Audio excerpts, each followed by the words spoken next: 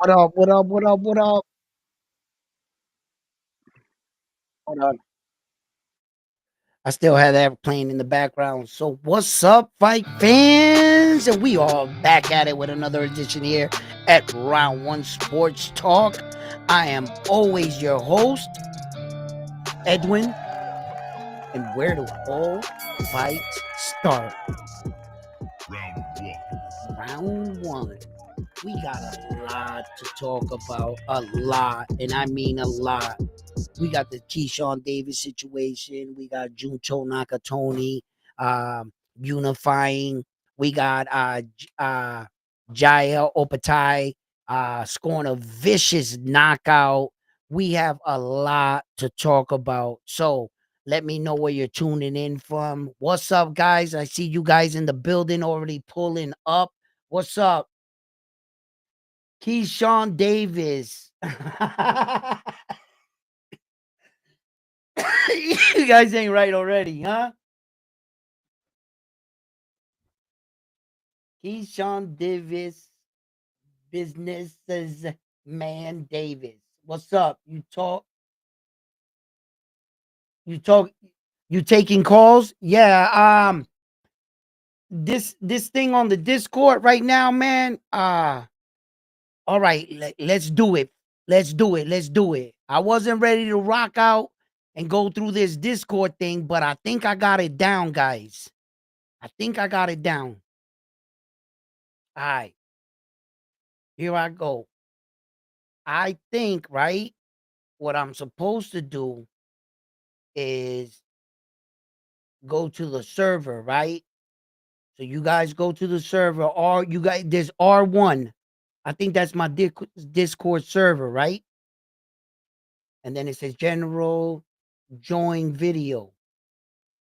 Okay, so join video. So I'm live, I'm clicked in, right? I'm gonna keep that on the screen over here, right? That's what I'll do. Throw that up. Then I'm gonna throw that up right here. So if you guys go to the Discord, join me at Round One Sports Talk. You can join it there, or I'm gonna just throw in the link down here. I'm gonna throw in the link right away because I know a couple people already hinted they wanted to join the live stream. So we'll probably catch it like this. We'll do it like this. That way we could do it simpler. If you want to join the live stream in the chat, okay, yeah. All right. I'm going to post the link right now in the chat. I just posted the link right there in the chat. There you go. For anybody that wants to join the live stream, you guys can hop on and share your opinions. I will be taking and be respectful to everyone on the panel when we start hopping on. And we'll have a good conversation about everything that's going on in boxing. What's up, Frontline in the building? All right. Yeah, I'm not Hero. wait. I'm not wait. Oh, you dropped the chat already. Okay, I came in the back way. Okay, okay. You wasn't waiting. You ready for I'm that I'm ready smoke? for that smoke today. Hugo, how you doing, man? How you You doing? go. What's up, What's bro? up? Yo, what up, brother? Mike check. Mike, check. You good? You good? Yo, what's up, fellas? What's up, fellas? Just checking in. Just wanted to Yeah. say what's up, man. I see there was a parade in New York today. Is that typical, man? I'm from the West Coast. I'm from Cali, so I mean, I don't know what pops over there in the NYC. Yeah, it's Well, Puerto Rican Day Parade today. oh yeah, that's a big day. That's a I, big day. I thought that was gonna be when Zayas was gonna fight next month. It typically is the second week of June, but this year they did it weird. I don't know why. Yeah, yeah, Right. yeah. Because I know that they always have a card, like Top Rank always used to have the Berlanga card on that weekend. And this year, I since Zayas is gonna fight in July, I thought it was gonna be that weekend. Right, right. But you know how we gonna do in New York, us Puerto Ricans? We're gonna rock out all the way into that fight card in July. We're gonna have another party. You know what I'm saying? We just Oh gonna throw shit! another parade and shit. No, no, no. Because the one thing we do as Puerto Ricans, we get behind our fighters, and either a win or a lose, we'll celebrate. And sometimes people will see us celebrating, and they'll be like, Edgar, didn't you lose? And we're like, yeah, he lost, but we still love our fighter, and we want to let him know we appreciate it. You gave us your all. You know what I'm saying? Yeah. And and Yeah. and Philly. even in a loss, we're not gonna turn our back on you. We're not gonna Facts. act like snobby nose and be like, oh, we're only with you when you're winning. We want to let you know through the bad or the good, we're with you. You know what I mean? And I think that's important. Yeah, but I think Edgar Berlanga gets hated because he took it a little bit too far. He literally went on a rampage that he won in the fight, but he actually lost. I mean, I guess I'm Mexican, so Right, right. But what he I rock meant, with Canelo. But I right? mean, yeah. I understand the where he says I went 10 rounds with him, but so did Jamel Charlo, so did Jaime Munguia, so did Yeah. Whoa, whoa, a whoa. couple of other Pause. ones. You know. Hugo, hold up. All Hold on, right, hold on, hold on, all hold on, hold on, right, hold on, right. hold on. So, with Canelo going against Manguia, you and I both know that he had mercy on Yeah. Munguia. He took it Yeah. easy. He took it easy Allegedly, As a on him. matter of fact, if I'm not allegedly. no, if I'm not mistaken, you can go watch the fight again. I believe him. I'm not mistaken. It was round 4. He caught Munguia clean with a right cross, and he held him up. He didn't let Against him the rope. fall. All Yeah, he right, didn't let him fall. He all didn't right, let him cool. fall. Now, All right. against hold on. Against Belanga, he had no fucking mercy. He wanted to finish Belanga Yeah. and couldn't. Well, Now, well, age well. obviously has something to do with it, but Yeah. The weight also has something to do with it. Berlanga coming 200 plus pounds. Just want to throw that in there, Yeah. guys. Just want to throw that Yup. in there. I'm sorry. Yeah. Don't Yeah. mean Yeah. to No. No. No. interrupt. Speak, brother. Speak freely. This is no tag team or anything. Your opinion counts here on my show. If you got facts. something to say, you say it. You know what I'm saying? You didn't come up here to shell up or not give us your best. You give Look, us your best look, right now and look, you tell look, your look. opinion. Edgar Berlanga is a great fighter. He sails. He puts Puerto Ricans on the map, even though he's born in the mainland, not in Puerto Rico. New So I York. could see that. Yeah, in New York. So it's like me. I'm Mexican American. I could go hard and rep Mexico, but in the end of the day, I know that the real Mexicans, the Armando Resendiz, the Jaime Munguias, the Yeah. Oscar Valdez of the world, they're gonna be like, "Yo, wait a minute, man. I get you. You're a pocho. That's what they call us over here. Right. Chicanos, because we're born in Right. the United States, but our parents migrated. I'm first generation Mexican, but at the Right. end of the day, yeah, man, I like Papi, how you're, Edgar you're Berlanga gets down, but I just don't like the fact that he keeps living off the name of Canelo. Every Yeah. interview he goes and says the same freaking shit. Who I does went it? to Who does it? What fighter doesn't live off Canelo in that weight division? Name me one Ja- that doesn't have his name in his mouth. He's the Jaime cash Munguia. cow. Jaime Munguia never speaks of Canelo. No, he's Let me. Mexican. That's his countryman. Well, yeah, I guess you're right there. I can't speak of another one off a name right now. here. I Um, got an example for you, all right, Hugo. go. Here's a prime example. Pitbull All right. Cruz, one of your fellow Mexican. Yes, of course. What name does he have stuck in his mouth? Tank Tank Davis. David. Not really no more. He did in the beginning for the first 2 years, but Where? no. I haven't seen him speak about Tank Davis name recently because he did go on and he beat Rowley, so that kind of elevated him to the next level and proved to everyone that yeah, I went at it with Tank Davis, but he didn't go on a parade either and said I'm a Mhm. fucking champion. I survived Tank Davis. Not that I remember, fellas. Not that I remember personally. Right. Right. Not that I remember. If let me give you a little bit of breakdown, you know what I'm saying? That way you be more familiar and everything and more Yeah. educated in boxing. I'm sure you came here to talk about that too. But the time that Edgar Berlanga and Saul had their thing and Edgar had Saul's name in his mouth was only when Ed Hearn came into the picture and it became more of a reality that Yeah. Ed Hearn was going to Yeah. get Edgar Berlanga that fight. Then he started like talking shit to boost up the fight. And then a Yeah. little bit after, right? Some fighters will take what we call in the boxing game a moral victory, right? And in some people's eyes, that's not enough because Edgar, you didn't technically win, but maybe one round, if that, right? Yeah. But learning curve, learning experience. I gotta admit, Saul's supposed to be him, and Edgar hung in with him.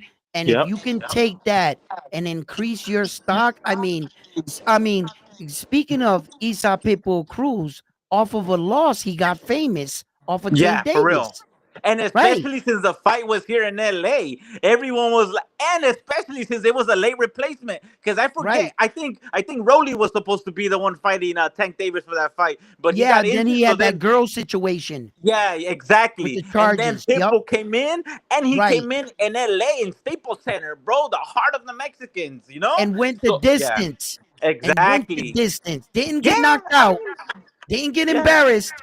But he put up a better fight than Yeah. Edgar did with Oh yeah. Canelo, I in my well opinion, in my well opinion. you know what happened with Edgar's fight? Not like Pitbull's fight.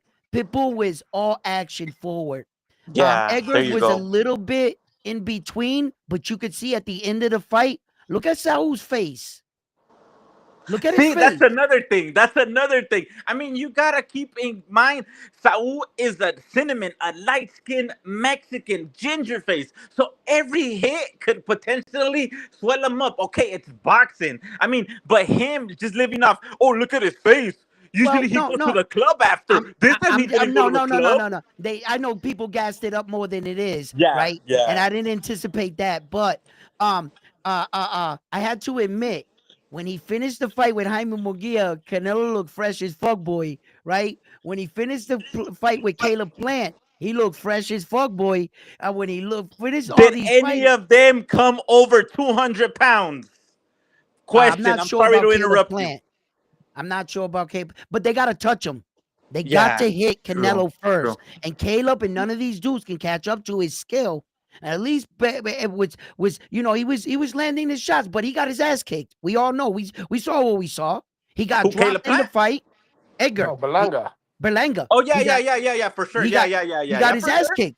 Well, he Yeah. got dropped in the fight and everything. But But he didn't back run. He didn't but run. He back was in his back face back the whole time. back to back to my initial thing. It's just us Boricuas. Like, Yeah. he went everywhere. People were happy to see him, and it looked long-winded, the party, but he was actually making stops while he was advertising stops. So it was like a different party every time because now they were expecting him, and they just wanted to show their love. And it looked at long-winded. Yes, it did because he went here, there, here, but he got love from everywhere. And now we're going to New York City and we're part of the Puerto Ricans in America. I deeply believe we have a good fan base there. We got 3 Puerto Rican fighters on that card right now Yep. that are going to be representing. We got Edgar Berlanga, Shakur Stevenson, and Subriel Matias. All three Pause. Is are going to Shakur be Stevenson really Puerto Rican, or is he well. just trying to hop on that hype train to gain fans? Well, it Because was proven. It was okay, proven. okay, It was proven that his father was Boricua before he passed away. They okay, got like pictures and everything with him. His party. He's now starting to meet, I guess, that side of the family type shit. Hey, let me tell you, while you're here, let me tell you an interesting story. So just in okay. case you think that it's late to meet relatives, here at Round One Sports Talk, Frontline was here in attendance. Frontline, am I lying or am I dying? While we was on a live stream, a lady called my live stream and said, "Hey, I know about your dead dad," to me. And I said, "Who the what hell the are hell? you to talk to me about my dead dad? Who the fuck are you?" Right? I got offended. She said, "No, no, no. I'm sorry. I'm sorry. Just here's my phone number." And I said, "Yo, take your phone number down. Any idiot can call you, lady. Like, listen, I'll call you after the show." So I call her. Lo and behold, this lady says, "Listen, I'm about to tell you, this is gonna be a lot for you." I say, "Well, okay, shoot, try me. I've been through some shit." She says, "Back in 1978, your father was in a pool hall. On that night, he was with a lady. Your father walked out of the pool hall and they shot him down Oh coming out of the shit. pool hall, right? They did. They shot my father 4 or 5 times. But my father lived that night. He lived. He didn't All die from right. the shots, right? He's real G. So he took them shots, and the lady got in the ambulance with him, went to the hospital with my dad. 1978. Damn. She's she said the lady in the ambulance, mind you, my dad's with my mom at this time. I don't know who the fuck this lady is. The Yeah. lady in the ambulance, I guess her and my dad had an affair, and the lady that was calling me was the result of it. Oh, what the hell? What? She was like a setup or something? No, the lady that was calling me was my sister. Oh, what the hell? Because my Wow. dad had an affair with the lady that was in the thing. No, my dad got shot because of some gangster shit he was into. But the lady got in the place. She was actually with my dad in the pool hall. So now she's calling me, and I'm like, "Who are you?" She was like, "I think I'm your sister." I says, "How do you think Wow. that?" She goes, "I went to ancestry.com. I paid the money. They did the swab, and after 3 years, I got a match, but it was only a first cousin to a kid named Pedro. I said, "Oh, Pedro, he's the only kid in our family that's a Joe citizen. I could see him signing up for that shit, right? Because none of us was gonna give our swabs, right?" So she she matches to him. She calls his father. She goes, "The man you're looking for is my brother Cano. His son got a boxing channel. Why don't you go try to find him?" So that's how she found me. So What? I go down to Philly. We meet. As soon as I saw her, she looks just like my oldest sister, but just darker because her mother was black. Yeah, yeah, yeah. So, and my dad's Puerto Rican, and her mother was black. So when I looked at her, I was like, "Wow, you look like my sister," but you can't be too sure. So we went to the building. She paid for the test. All my brothers were there, all three of us and her. They took the test. We waited 3 days, came back 99.9. She's my sister. Damn. And she found you, and all this was because she found you on the internet? Yeah, Yo, like on, What the yo, yeah, but hell? Hugo, it gets better than that. What's Lord and up? behold, you could tell it's in the blood because she owns a boxing gym in in Philly. Philadelphia. Oh my god, no fucking way. For And real? Hugo, I went to the boxing gym and my nephew's boxing, her son, he's 15. We went there. She held an amateur event. I streamed the amateur event there live. Bro, the universe, it was talking to all of us. I got 41,000 streams on that live. Damn, it was literally in the blood. How did she look? Was she like because you told me that she was half black, so like was she like a like what like how did she look like physical like you light skinned Puerto Rican or a dark skinned No, sister? but she's morena. If you Oh, want to morena. see if you Era want to see morena. my sister, if you want to see my sister, right? It's no problem, right? Yeah, You yeah, can yeah, go yeah, yeah. Kingdoms, King, Kingdom? Kingdom, DOM, Kingdom Yeah. underscore Kingdoms boxing, right? It Kingdom's boxing. Yeah, I got the Kingdom's belt right. boxing. I got the belt right here. She's Yeah. on the first page with her son like this. She got her shoulder on his thing like on his she got her elbow on his shoulder like that. Mother and son. And Damn. she's a boxing satiated official. She's a promoter. She's a manager. She's she's got all her license. Damn. That Yeah, is crazy. That is yeah. crazy. It was literally in the blood, And man. my father was ranked number 6 in the world in Puerto Rico, coming down in boxing. And my father fought in Philadelphia. My father trained in Philadelphia. We That's where we were living in Philadelphia when I was a kid, a little kid. I don't really remember a lot of it. And so I come from a boxing family, like from you know what I mean. And then to find my sister and in her blood, she didn't understand why a lot of this stuff was happening, but she's into boxing just like her father was, just like I am. And it just So goes to your show whole you, family has boxing in their blood. yeah, it You just goes mentioned to that show your you, father yeah. had some. Was he amateur Look, or did not he have some? my Papi was pro. Hold on. Look. Oh, it was pro. That's what's up, man. Shout out to all the Puerto Ricans. I'm myself. I'm Mexican American. Born here in the United States, but Tell me father's if this is not a Mexican. picture of a throwback fighter. What these fighters were Let's back see. then. Oh man, there you go, the black and white Huh? with Papi that. was a smooth brother. Look at him. Yeah, Look at yeah, the hair. yeah. Look at the El mustache. Boricua, Bro, Boricua, and he the was papi pulling right them. there. Stop it. That's that What weight Taino class power did he right there. campaign in? What weight Yeah. class did he campaign in? What Yeah. weight class was he at, doing? Huh? No, What weight class? I don't remember, but it looks Oh, you like don't remember that far? 126, 122 here, maybe. I mean, by his Yeah. physique, you know, I like it like Yo, boys, Mexican boxing #1. The link is in the chat. Bye bye. If you want to smoke, jump on. Yeah, yo, you don't boys, hear about a lot of what who en Puerto Rico tienen ese campeón unificado de Golden Boy, el collazo, ¿no? El collazo, Yeah, Collazo signed to Golden Boy. how am yes. I white? My mother. Huh? My mother was she was more Taino Indian and Spaniard, her bloodline. Oh, My mother, that's all how right. I came out. Look at me. I look like a fucking conquistador, a Yeah, Spaniard. Like word I'm about to us. go travel some land and shit, right? That's how my mom's brothers and sisters look like. They fly as fuck too. You know what I mean? You know what I mean? So Yeah. but my dad, my sister, and my grandmother, my father's mother, his mom, ella una morena. She was like this big, like 4'10". A little, Damn. yeah, man. She was a jazzy lady, bro. His Yeah, mom, for sure. she was strong, bro. She had 16 kids. Well, back Oh then, I don't my know how they God. did it with so many kids, man. But what's up, though, Yeah. fellas?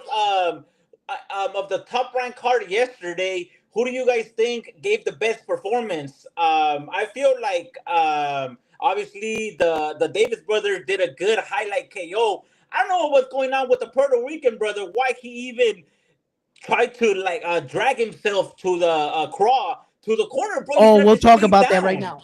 Bro, that was a devastating liver shot. Now, But go why on box crawl, track. brother? Why Go crawl? Quédate go ahí. no Hey, yo, I'm Quédate listen. glad ahí. you And brought you that just up. made yourself a Go highlight No, no, no, go no. on I'm memes. glad you brought that up. I'm glad you brought that up because on the boxing voice, Ness said the same thing, and right then and there, I knew.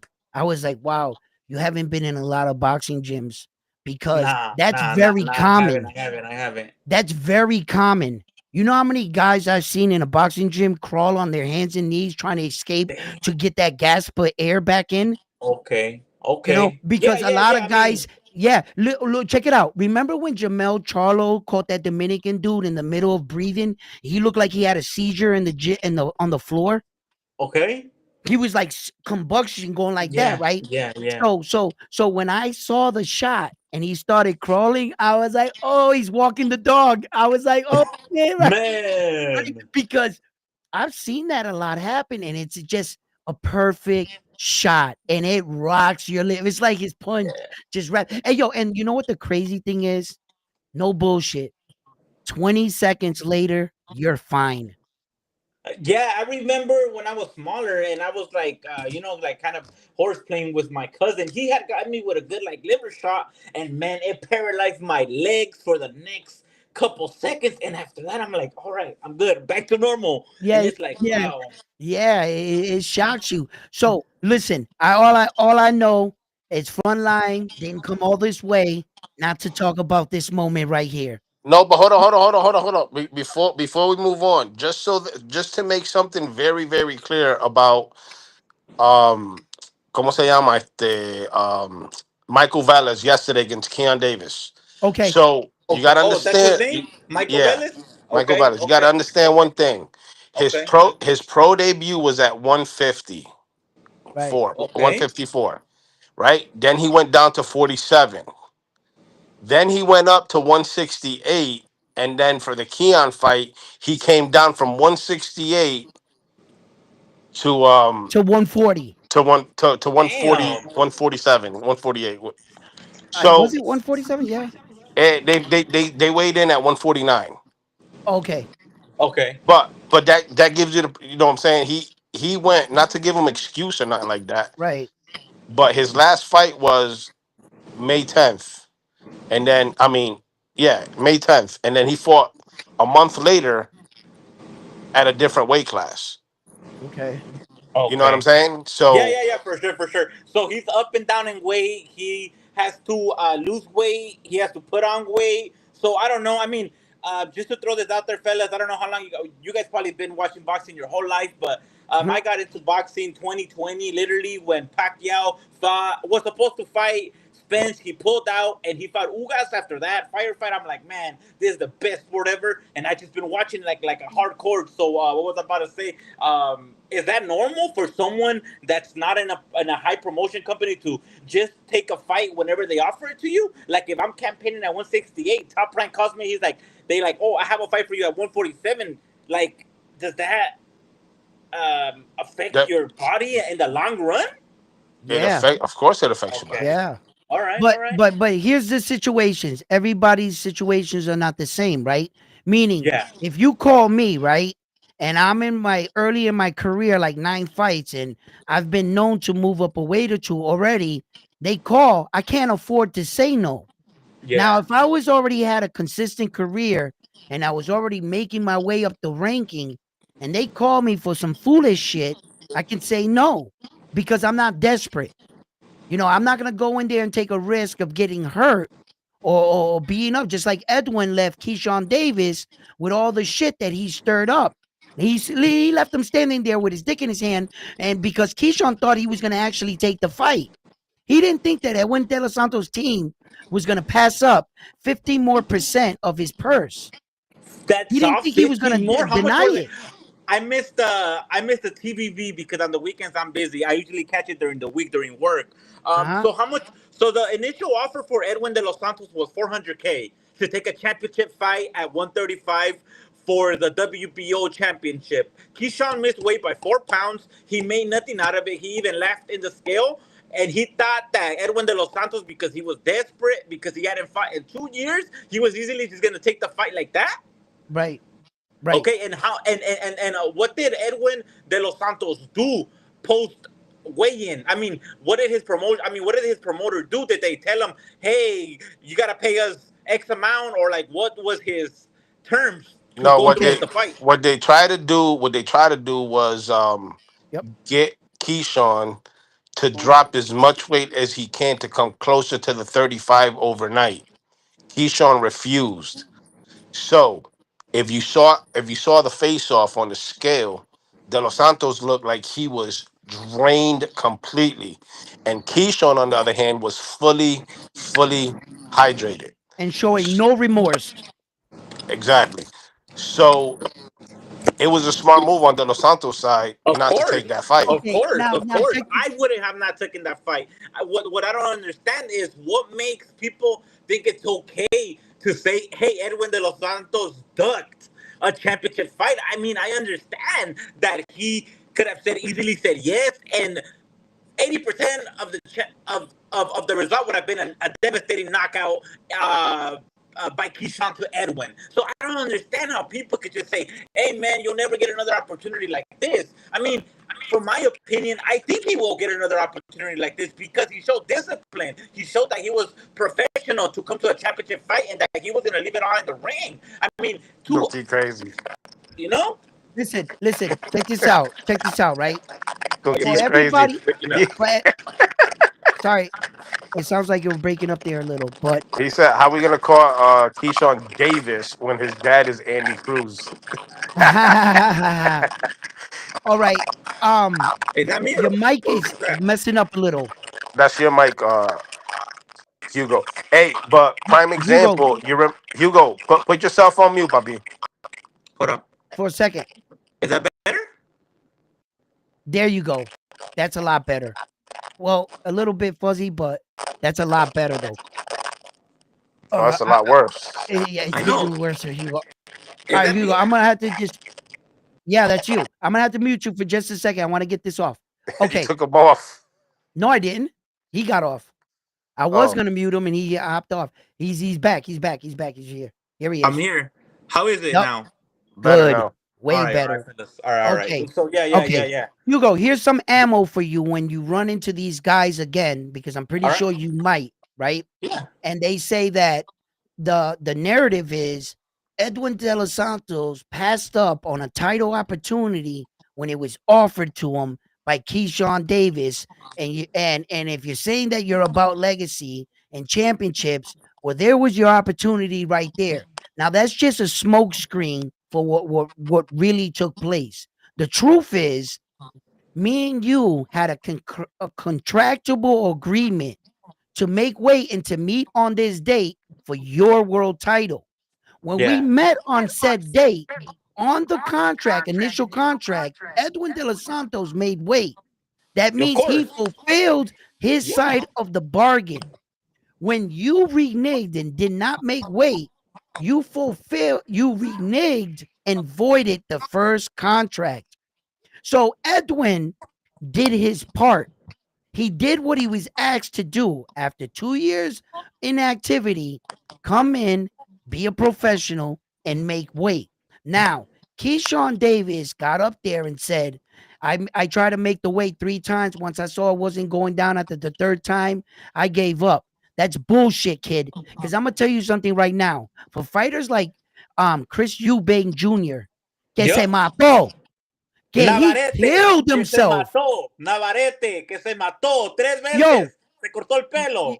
bro, they killed themselves, and Yep. you're up here all buffed out, posing. No one believed you, kid, and because you could see the truth. Okay, you didn't make that ultimate sacrifice of cutting weight. You could have did that, but you chose not to. You know why?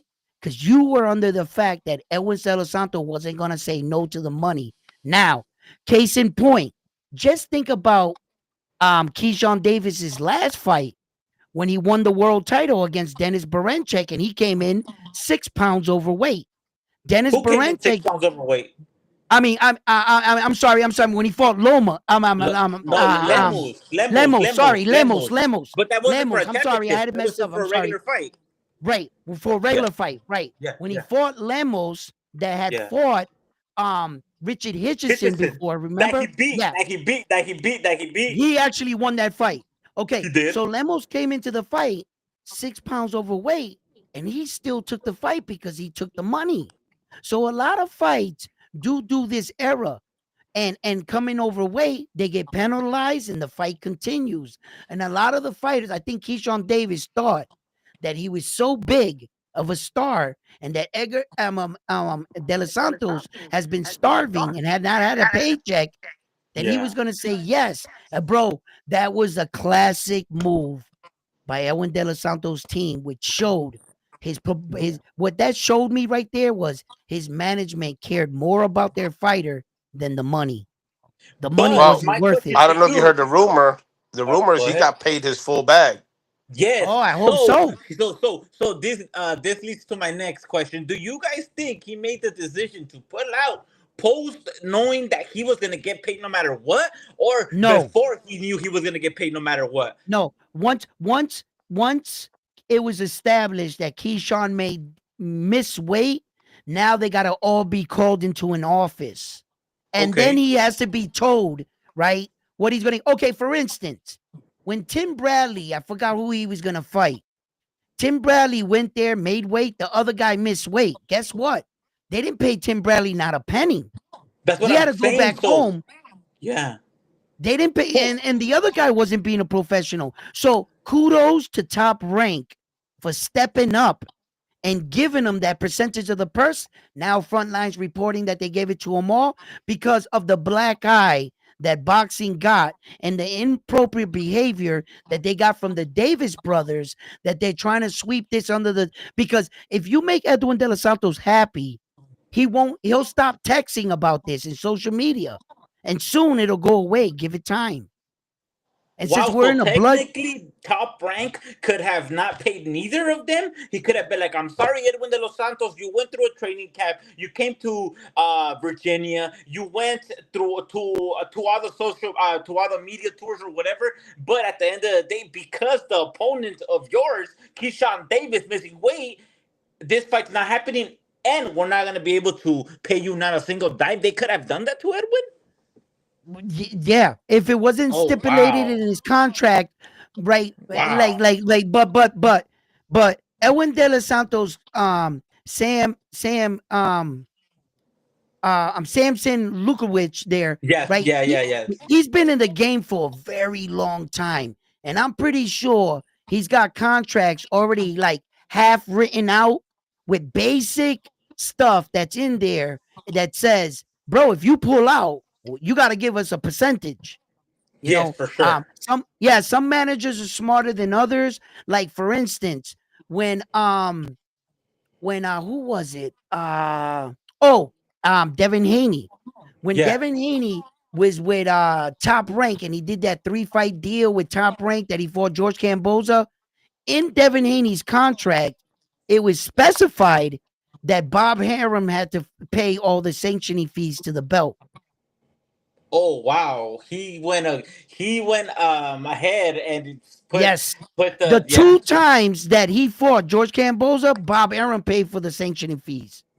So, and since you brought up Devin the Dream Haney, Devin Dollars Haney, if Devin Haney would have busted on Edwin De Los Santos and started putting, hey, Ryan Garcia, you weight at 143, the fight's at 140, you can't go up more than 150. If he would have put those rehydration clauses, do you think a different outcome would have happened?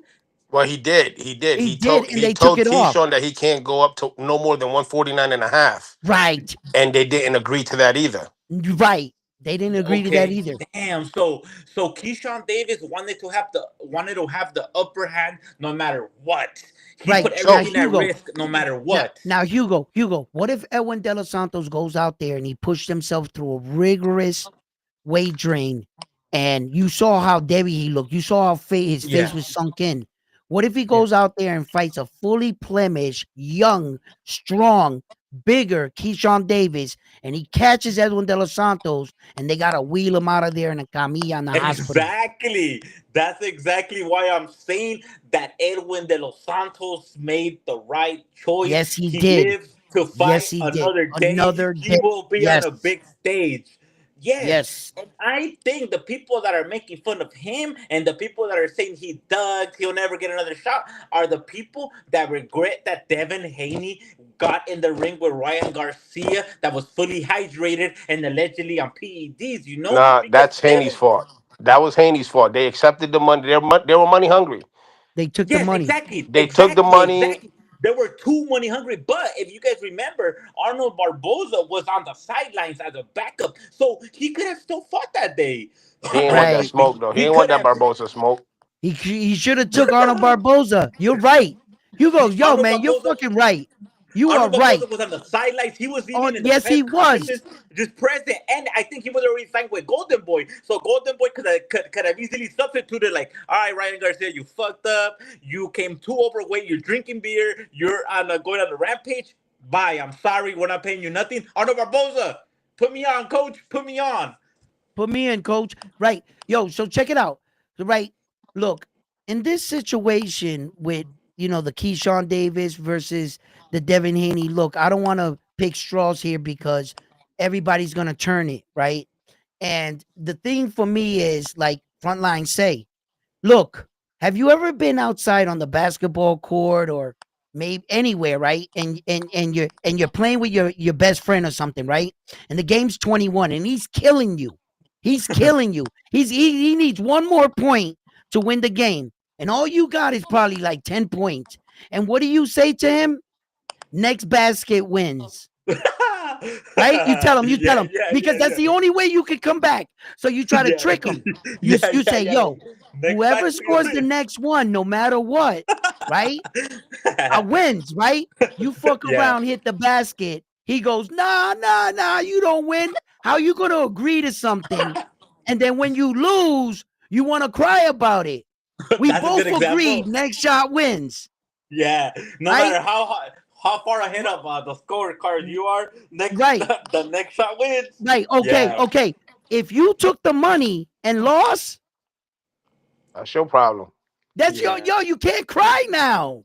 Yeah, for sure, You for you real, for real. knew you knew what you was getting into. He was overweight. You knew you killed yourself. You knew So you was what hurting. so what happens now with Keyshawn? I mean, I don't know. Is this like a like I don't want to say it, but like an HR disciplinary action, a part of Top Rank towards the Keyshawn brothers? I'm Um, pretty yeah, yeah. I'm I'm or pretty like pretty sure or he's like gonna get fined left and right. yeah. Yeah. Fines, fines Okay, left and okay, right. The commission probably suspends him for Virginia for a year, which is okay because it's not like if he was in a fight there or what happens. okay. First of all, not only did I see the footage that they initially let out, like on social media, where it's like a lot of everybody scuffling, can't Yeah, really tell yeah. things out, but I had a lot of friends that know friends, and I seen Okay. some other videos.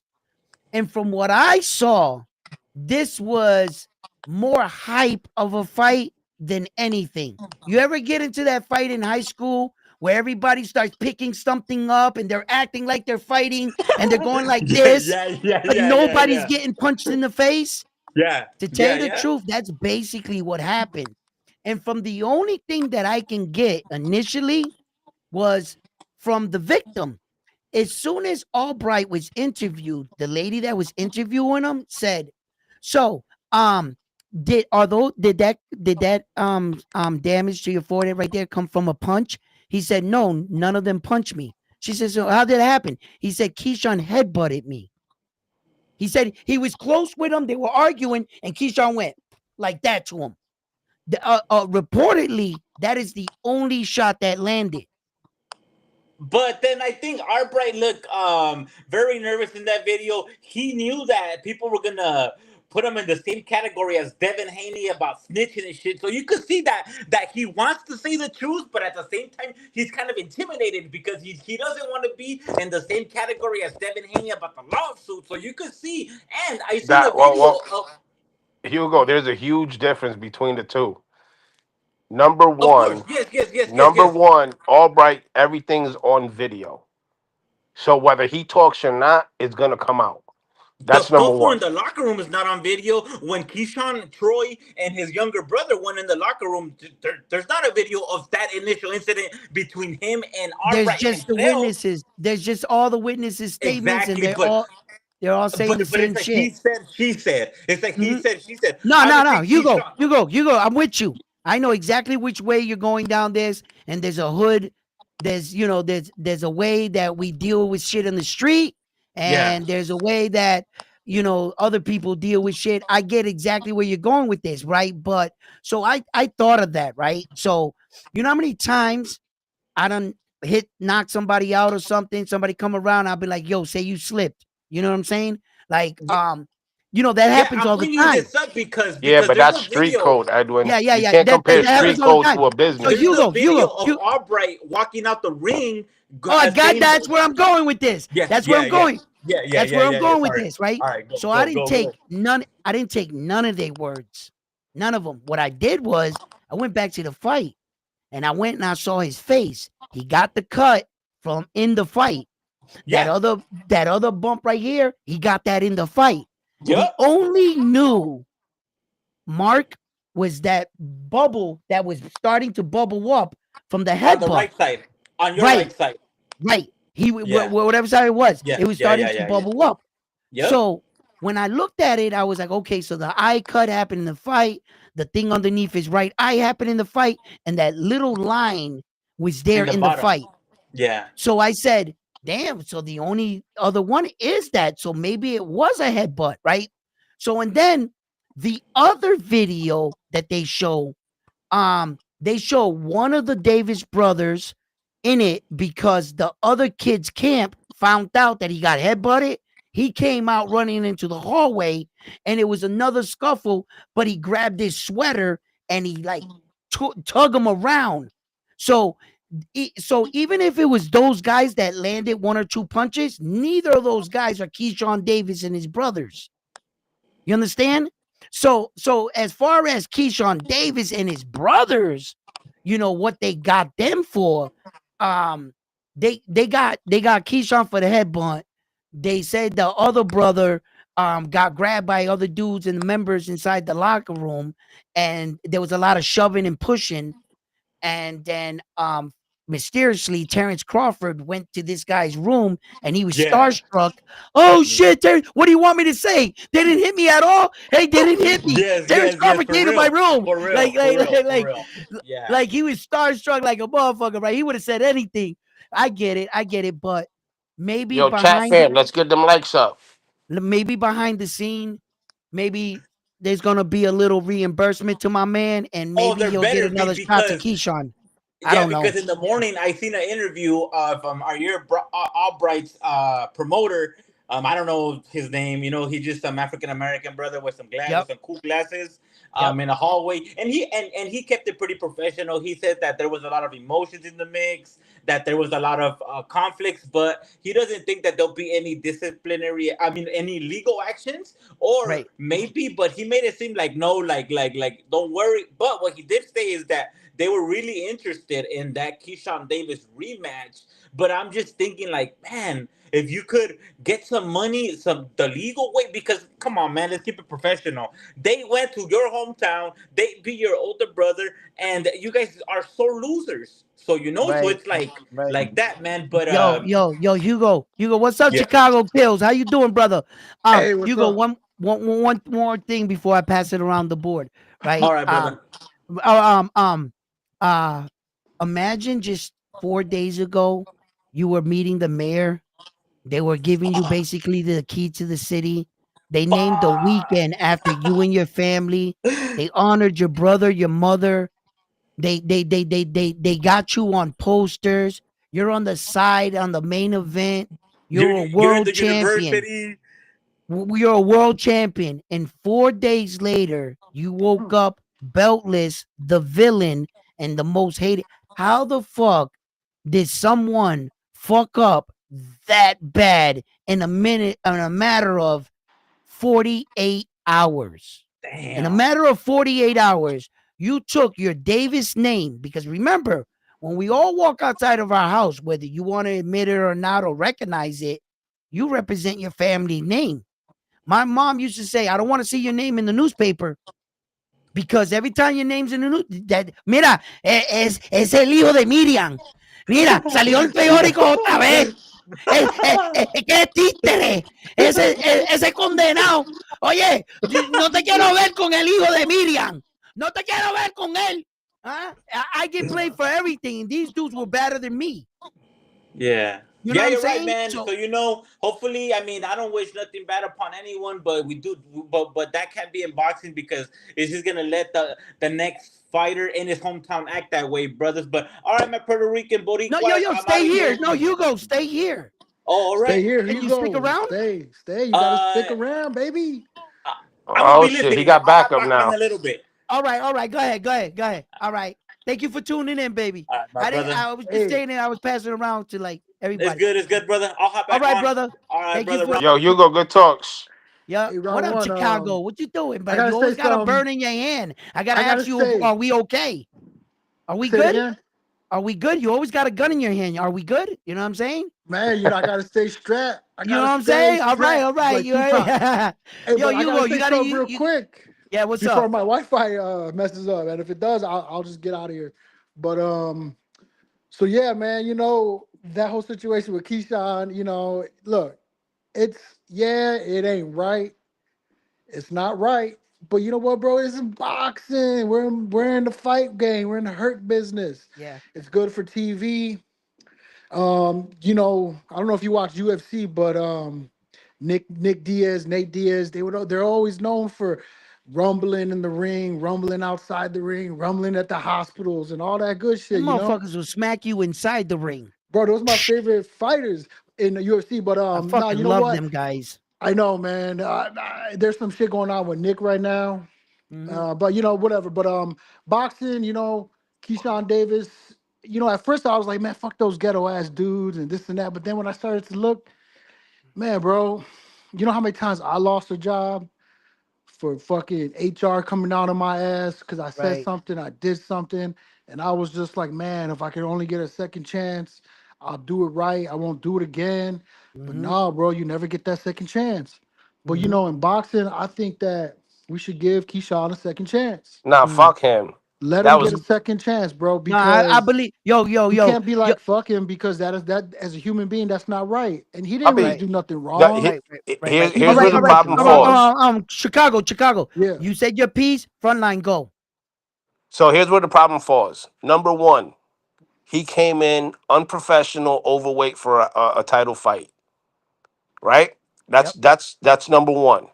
Number two, his brother fought a fight, got his ass whooped. He took the L like a champ. Like he didn't really dispute it. He didn't fight it.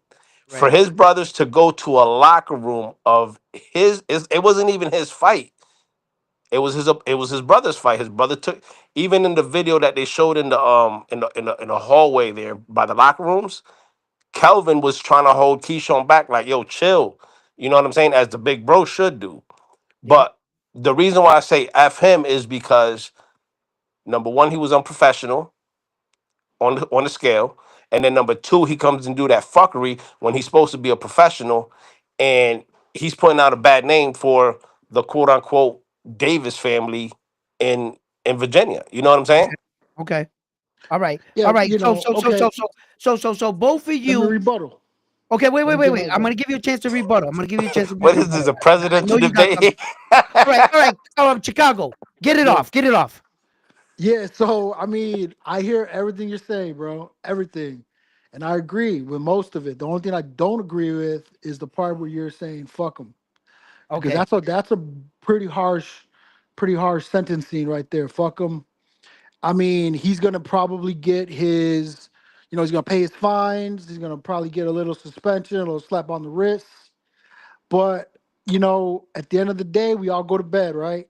Right. I just want to see him come back and fight somebody hard now. Yep. No more easy fights. Let's get him a hard fight. Let's see how tough he is.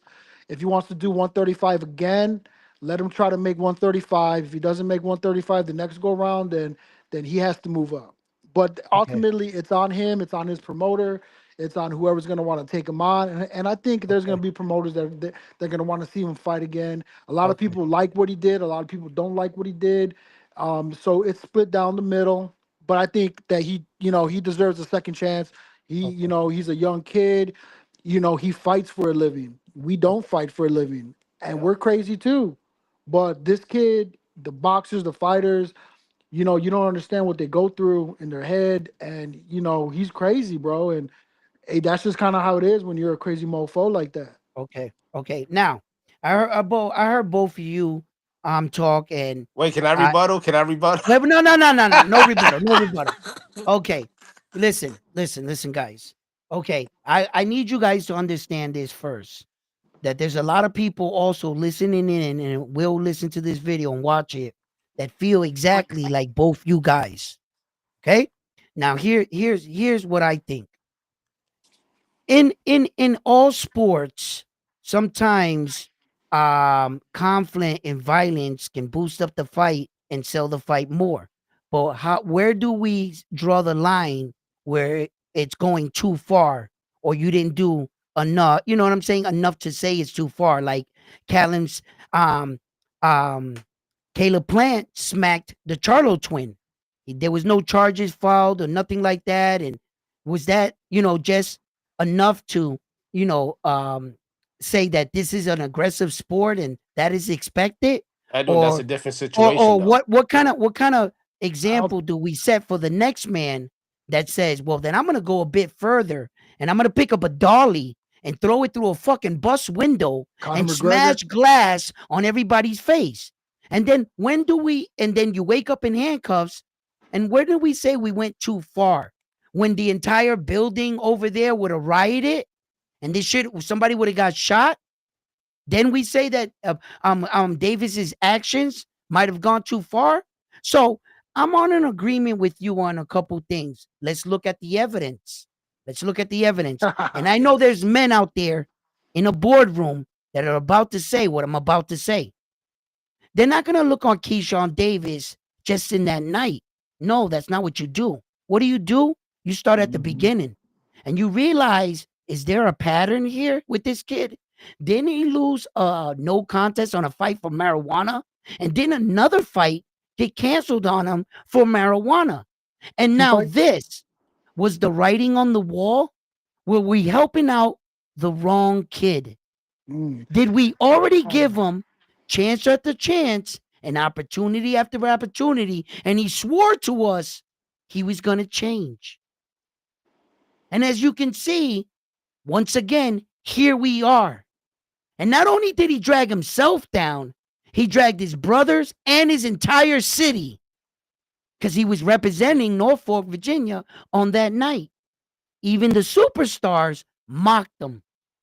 No longer a world champion, had a WBO, could have challenged Tio at 140 and pushed him to fight you, but you chose to waste people's time and you knew you couldn't make this weight. Rather than pulling out, allowing Edwin De Los Santos to get a late minute 2-week replacement, and you go on your business to 140. But you wanted to chose to take it to the wire because you thought you were bigger than boxing. You were the businessman, Keyshawn Davis. Now, what do we do with this? Look, I've seen people get knocked out and face-offs. I've seen, and I'm not saying it's right, but thank God no one was seriously hurt. This is that kind of sport that their fights do happen sometimes, not condoning it, but I'm pretty sure that this situation can get worked out. As far as the suspension, for God's sake, Ryan Garcia got a year for testing positive on fucking dope, right? For PEs. So I don't think that head bump might be worth more than a PE, maybe a 6-month banger. You know, a little $250,000 fine, 100 fine, a little something. I think he lost enough. I think Keyshawn Davis is sitting in his house, sitting in his shit. For as much as he wants to put that mask that he has on and smiles, I know what that's like. When I get nervous, I get angry, I laugh. It's just the way I deal with things. And But I think he Edwin, was very embarrassed. He this just is a didn't know how to deal with it. situation. This is a situation that should have never happened, though. What No, it was the shouldn't have. Not as a purpose? professional. Correct. What was the purpose of him going into a locker room of an opponent that his brother fought and lost to? I don't care what you heard them partying. They had the right to party.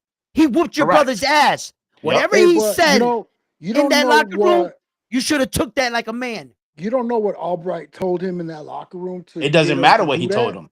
Bro, I don't care Yeah, if he that talked does about your matter. mom. That does Bro, matter though. There's always two sides to the story. That's just not one side because Albright decided to say, yeah, these guys jumped me.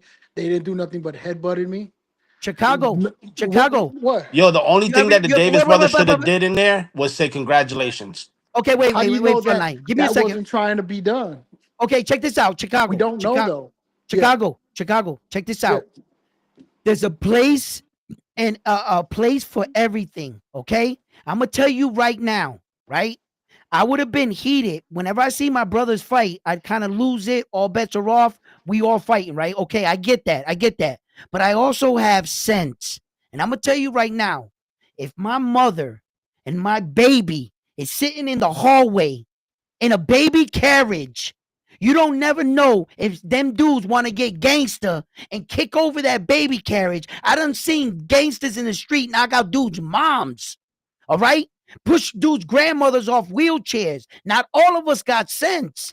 And the way you view your perspective, how you think people should act, is not That's always lame. how people act. Hey, that's some And lame shit. That's some Boston East Coast bullshit. That shit don't happen in Chicago. Motherfuckers yo, it respect that, bro. happens, bro. Bro, I've seen you, bro. I must have in my lifetime. What the Mira, fuck?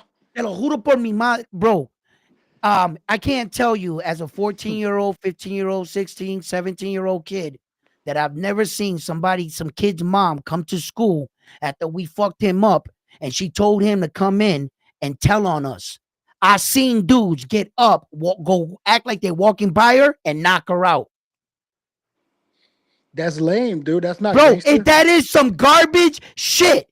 You know what happens to a lot of those dudes like that sometimes? They get killed, bro. Bro, you get killed for some shit like that. But them dudes, they so Those kind of dudes get kidnapped bro, listen, nah, around here. they're crazy, bro. They're Look, not look, look, crazy. look. Like one time, see, I don't even want to be talking about this shit because one time we was in the projects and there was a girl swinging on the swing. She was on Allegedly. the swing, right? And Allegedly. it was early in the morning, bro. Yo, you know that hour? It's like between 6 o'clock and 6:30 when your mom sends you out to the bus and the sun is just cracking. And The so it's like morning? half dark. It's like half dark and the sun is coming up. Yeah, So yeah. right at that point, you can see her on the swing, like rocking like that. And but there was something wrong with her. It was really apparent, right? Like right off the rip. Uh, she had no head. Come on, man. Why are we fucking talking about? Okay, okay, round one. So check this out. So Yeah. we don't know what's going on in the locker room, right? The coaches ain't really saying nothing. I mean, we don't got to give this kid a death warrant. Send him to the chair.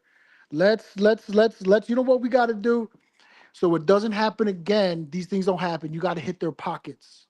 You got to fine the shit out of him, and he can't fight until he pays his fine. No, no, no, no. He's in What do you bed mean? with the No, no, devil. no. No, he's already in bed with the devil. Read the Who? writing on the Turkey? wall. Turk? No, no, no, no. Check it out. Check it out. Check it out. Check it out. Check it out. Check it out. Check it out. Check it out. Check it out. Check it out. Bob Arum took it upon himself to cash in, right? He paid Edwin De Los Santos, right? So Mhm. now you owe Bob Arum. So Keyshawn owes Bomb Aram for that 400 grand. Where you think that comes out of the sky? Nah, Bob it ain't comes eating out of the that. purse. That's his purse rate. It doesn't come out of Keyshawn. What do you mean, Keyshawn? Keyshawn didn't make a Keyshawn's not the dime. What promoter. purse? He's not the promoter. He's the fighter. Okay, Yeah, but Why but is Keyshawn gonna pay that? okay, check it because out. it was his That's event. But that's his that was event. the money he was gonna already get for showing up making weight. If he Who? would have fought, If he would have fought? No, you show up, you make weight, you get paid. No, there was no fight So then why are they paying De Los Santos? because because he came in prepared professional. they That's what I'm showing saying. You professionalism. show up, you make weight, you get paid for that. No, Then I you get your and told then you you. get your wait, then you get your other money when you fight, win or lose. Right. No, I Am told I you. wrong or am I right? No, I told you. Tim Bradley, go look it up. I swear to God. Yeah. You could fucking Tim Bradley had a fight. He missed the other guy missed weight, and Tim Bradley didn't get a dime. He had to ride back in the car back home. Nobody on his team got a penny for that. Sometimes if it's not worded in the contract, I'm sorry if we can't schedule. You know what we'll do? We got you on the next one. We got you in mind, kid, because you showed up. Don't worry, we'll have you a fight. And normally they do, you know, but it's not every time you show up. If he miss weights, you get paid. Now maybe Sam Lukowicz definitely had something in the contract for his boy Edwin De Los Santos for things like this that happen. I can't say, I'm not in the room. I don't know what was written. So I can't say that for definite and for sure, but maybe it was.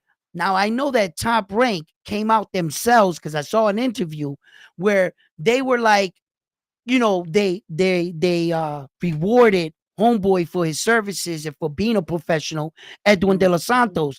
And in a Okay. way, they threw money at the situation to brush it away, right? But now, Mm-hmm. wait a minute. Bob Arum lost money on the event because people want 2,000 people asked for their money back. So Bob Arum lost money on the event. Bob Arum lost money on paying your guy because you didn't miss weight. You cost Bob Arum mad money. So now, who do you owe? And not to You owe, mention the canceled tickets too that yeah, I heard. you owe Bob Arum, man. I heard over 2,000 something people So, requested their money back. so I'm Yeah. gonna tell How much you were the right tickets? now. I'm gonna tell you right now. Whatever Bob Arum got in store for Keyshawn Davis is probably gonna be a big one. Now, rumors said it because of that freaking tape that Keyshawn made, right?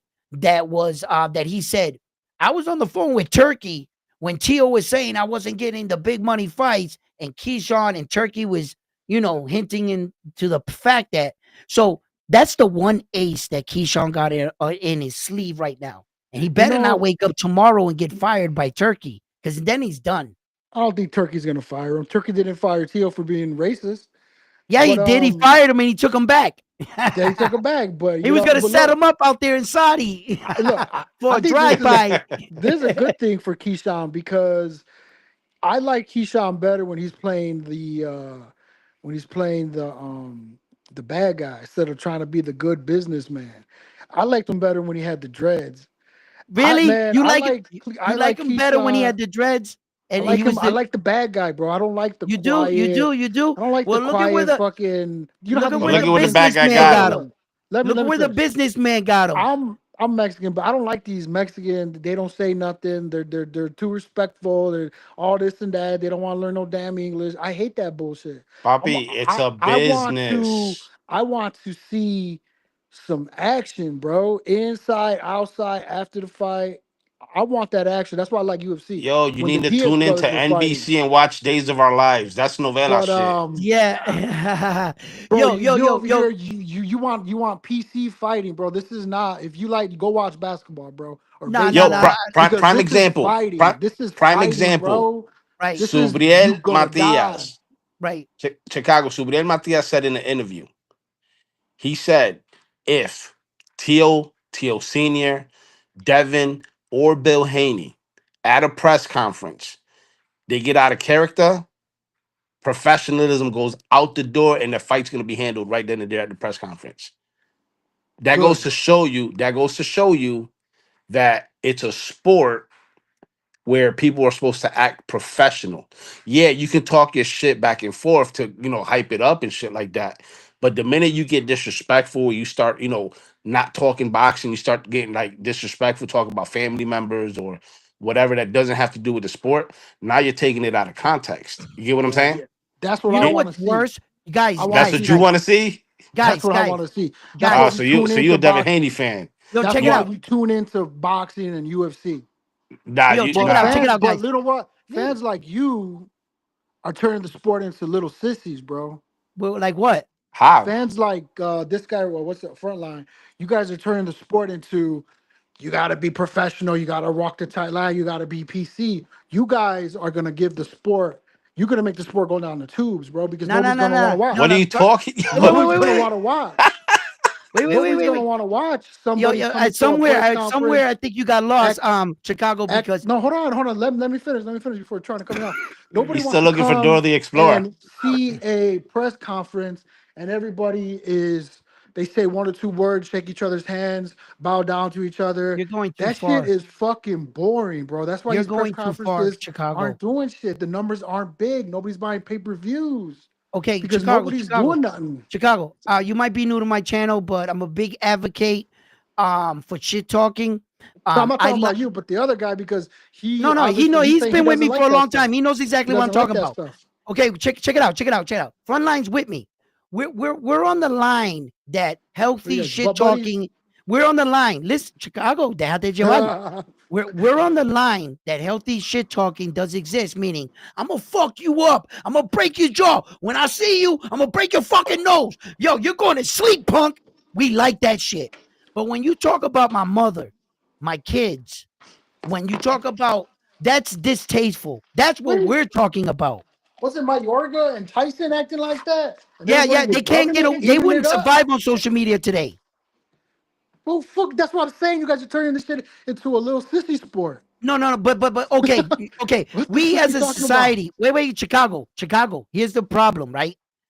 At once upon a time, the world, when the social media and everything started coming in, everybody started saying that same shit. Nah, y'all too soft. Nah, y'all too ghetto. Nah, Mm. y'all too fucking laid back. Nah, y'all too aggressive.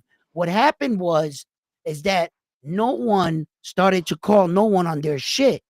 And the bar for the American race at one time went so low that we were watching kids on TikTok and all this other shit do outrageous shit. You want me to eat this piece of shit? I'll show you just for to get a click and view. So America saw that we went too far. We no longer respected anything. When you see us in other countries, they laugh at us. And they're like, look at Jerry Springer. Look how they act, Americans, right? I don't, bro. So what happened was Who cares about other America countries? America started to clean itself up a little, right? So they introduced these other dudes, hey, right? And they were like, yo, you can't say that. And I identified this, or these and those. And those lessons brought us to an even field where we got frustrated with each other. And we said, okay, I don't got to play your game with you identifying shit, but I won't say no ignorant shit. So at So least it got us there. okay, this is the confusing part that you guys are not like it's not clicking in your head. I get it when it comes to football, basketball, baseball. even hockey, because well, hockey has fights, but when you're in this business, UFC, MMA, boxing, Yep. all shit is out the window, and the reason why is because these fighters are putting their life on the line, Nah, Nah, I think and the sport nah, you should people want be to into is see wrestling. people nah. want to see blood. People want to see shit talking because people want to see as close as it can get to what you do on the street Yo, and how you but walk check the this Chicago, out. we fucking want to street. see that in the You know, ring. We don't want to see Yeah, that yeah, but no, outside the no, no, ring. no, no. but Okay, it's okay, okay. always Chicago, been Chicago, Chicago. both You ways. must be Chicago. Yeah. You're missing a crucial step. Just like you Mm. say, I might not be getting it. You're missing one step. What That is when it? you enter these sports, what separates them from amateur and barbaric ways is the way that we call ourselves professional. There has to be a professional setting and a form of behavior in order to sell it to the general public. We understand that you can be aggressive. We understand that you guys can even smack each other at the fucking weigh-in. But we do what we don't want you to do is to start a riot in the building. What we don't want you to do is bring your kid into the hallway and attack other people. What we don't want you to do, you see, is run people over with cars. Okay. Now, what you're saying is 100%, but you're acting like we're saying, no, no, no. I'm all for the Mike Tysons and all that back then, but we have to have some kind of professionalism that separates us from the barbaric of the world. If that was the case, just go watch bar fights. You guys could all get drunk, eat peanuts, talk shit, smack bitches in the hallway, and get in the ring and fight. But when you're at a profession, you want ESPN, notoriety, the world is watching. You can't be so ghetto. You And could you be don't think this is somewhat not gonna ghetto.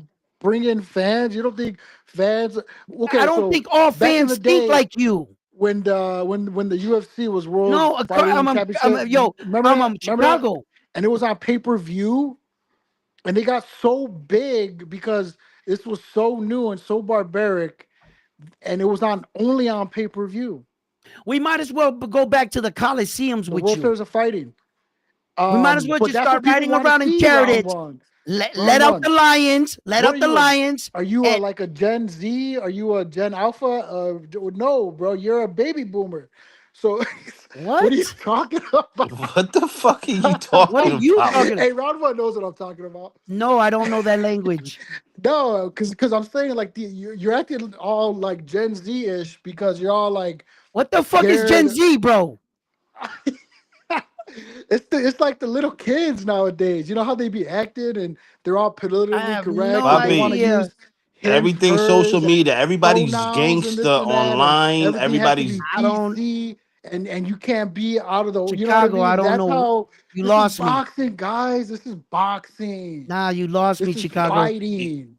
yo, Yo, that's I boring. don't know what you're Just talking like Bobby. on about. podcasts, just like on podcasts, like people want to talk and all that. Nah, man, people want to hear people swear. People want to hear people roast. People want to, you know what I mean? It's exciting. Yo, check it out, right? Chicago, right? Yeah, I fully get where you're coming from, but the one thing I gotta add into the equation, right? yeah, Whenever I want to watch boxing and there's nothing on and I go and I stream the YouTube streets, right? I get in the YouTube streets, right? And what happens is if I'm ever in a mood for argument, I know what YouTube channels to go on. I'll go debate. I'll go on those ones because I know I'm going to get debate. When I'm not in the mood to debate, I go onto these other platforms where they're real cool, mellow, and we socialize. Like Boxing Up North, he's real like laid back, and I go and I watch those channels, and I think it's kind of what I'm in the mood for that day. But I realize that everybody has individual things. I respect what you're saying. I respect the violence that you talk about. I respect the that no being fake. I'm tired of when these guys are like being pushed to want to be the next Conor McGregor and it comes out so fake. I hate that shit, right? And you just want to see like the gritty of these fighters, but not all fighters have that because when I saw Connor Ben and Chris Eubank Jr., they were rich. They were born with silver spoons in their mouth. They have this tough guy image about them, but they don't really know what it's like to be in the hood or talk like us. But that didn't make him no less than a fighter. You know why? Because the day that Connor Ben turned around and told that guy, the guy said, "Yo, I'm from the mud. I got it from the mud. You were born with a silver spoon in your mouth." He says, "So that goes to show you I was already rich and I want to be a fighter. I don't have to be a fighter. I already we rich. We got money. I want to kick your ass." So it goes to show you that just because one perception of how you view, it's not the way everybody does it. That's true. You know, because I'm an alpha. There's alpha, beta, You and keep sigma. saying these You names. know, well, no, I mean, like I'm a man's man. You know what I'm saying? I'm not Yeah, like a that's what I feel like. sissy. Yeah, I'm not like a sissy or something like that. You know. So mm, like people like me, like men like me, we want to see that stuff. Other men are more laid back, quiet, you know, stuff reserved, things like that. And they like boxing and UFC. Yeah, I'm sure they like the trash talk, but if they don't get it, they're fine with it because that's their character. My right, character is not like that. I'm right, not like that. Somebody right. looks at me on the street, what the fuck you looking at? You know, shit like Uh, that. right. That's what I want to I see. get it. I And that's get why it. I like Keyshawn Davis. Right, right. You know, Hey, yo, hey, Y- Stock I'm gonna have to Chasers, how jump you off because I doing? gotta go do something. I might All try to right, come Yo, back though. All all right, right, y'all have a good one. all right. All right. Thank yo, you what's good? for checking in. What's up, Stock, what's Stock up? Chasers? What up? What up? Yo, nah, listen, I think I know the type Chicago is, bro. Chicago's still on the block, man. Chicago's Yeah, yeah, still you know it. still gang banging and shit. That's the thing, man. You He feel in me? it. That's He what in it it. is.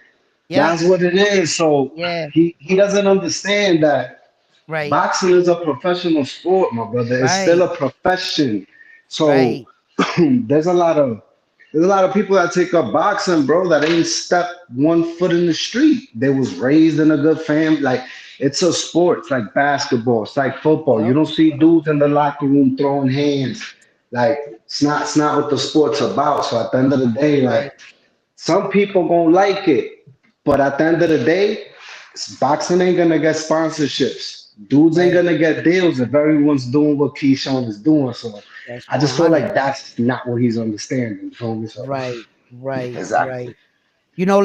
Like it was cool when we were kids in the tournaments, and then like if you beat me in there, I saw you outside walking to your bus, and we got it in one more time and shit. But when you're a professional, man, and man, I couldn't believe it, bro. Just 2 days ago, he was getting the key to the city. The mayor was with him with his mom, and they didn't name a street after him. They named the weekend after him. Like the entire Saturday, Sunday, it was like the Davis weekend. Like it's he achieved so much, and to give black boxing a black eye like that, and your community and everything else, because of the fact that you couldn't identify when and where to be ghetto, when and where to let that side of you come out. Like not or everything else. Like I was gonna tell Chicago this. I said there's a point in time for everything.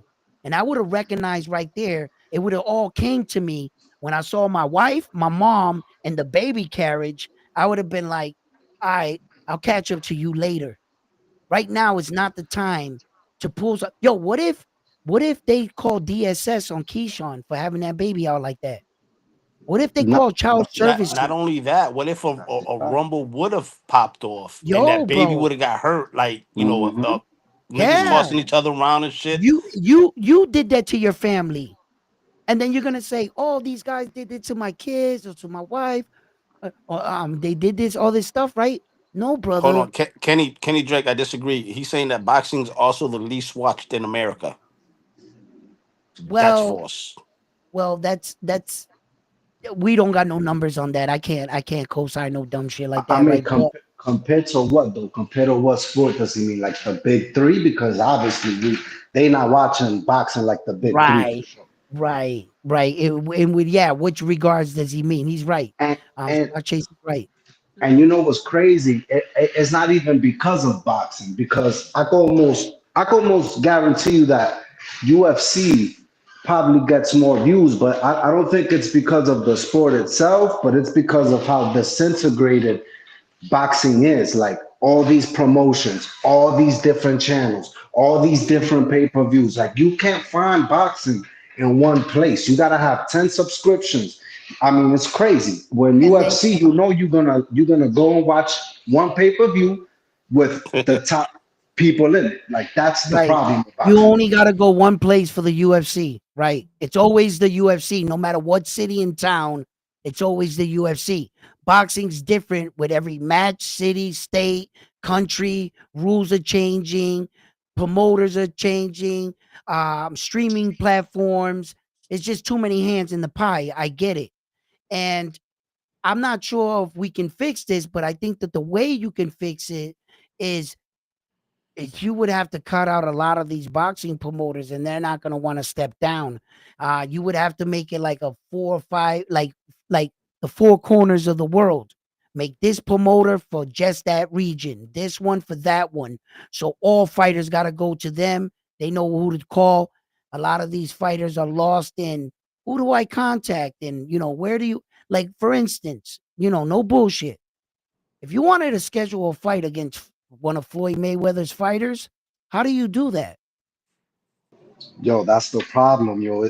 I mean, it's crazy, and it's like, I mean, this is why when they came when Dana and Turkey started talking about that TKO league, like, I mean, like, I'm not against anyone making less money, but like, bro, I feel like boxing needs to be changed to a certain extent because there's just too much going on, bro. Too much going on. Mm.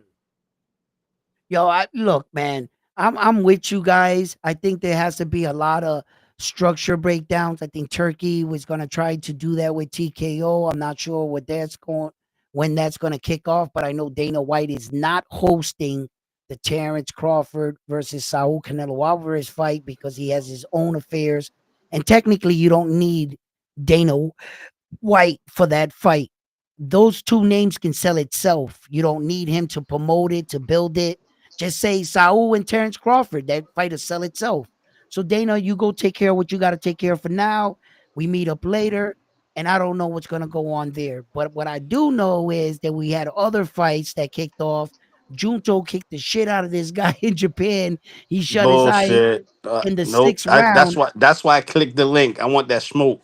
Yeah, yo, I I seen that, yo. I'm gonna sit back and I'm gonna hear y'all chop it up because yeah, yeah, I'm trying to hear okay. y'all thoughts on that for sure. Yeah. So what are your thoughts on this front line? I'm So interested. it was a good fight while it lasted, but what caused Junto to win that fight was an accidental headbutt, and that was where he swelled his eye to the point. And Chinese people already, Asian people already have trouble seeing, and Yes, that and that shit right there made it worse. Now, had that headbutt not happened, it would have went to the cards. And let me tell you something: the IBF champ, he was putting in that work. Junto was getting caught way too much in that fight, way too much. So, did Junto win? Yes. Did he win? Yeah, it was gifted to him. That headbutt, if that headbutt would have never happened, and that stoppage, bro, who knows what would have happened on the cards? so what do you think is possibility with Naoya Inoue? Zero. Oh, Zero. your opinion has changed. Yes. After this performance. Now, could he fight Naoya and do the same thing? Headbutt him to the point where he closes his eye and you know what I'm saying? But Junto did not impress me at all. All right.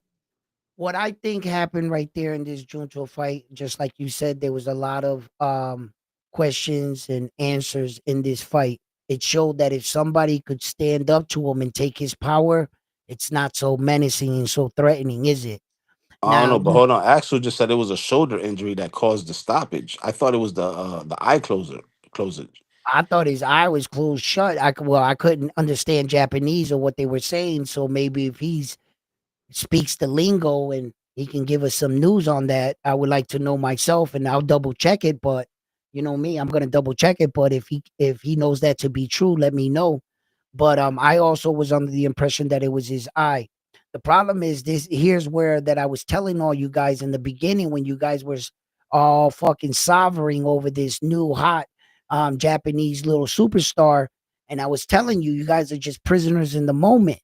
Yeah, he looks good because you haven't seen Naoya in a little while, and then now when you seen him, he was getting dropped and shit and doing dumb shit in the ring and stood away from the things that got him to the dance.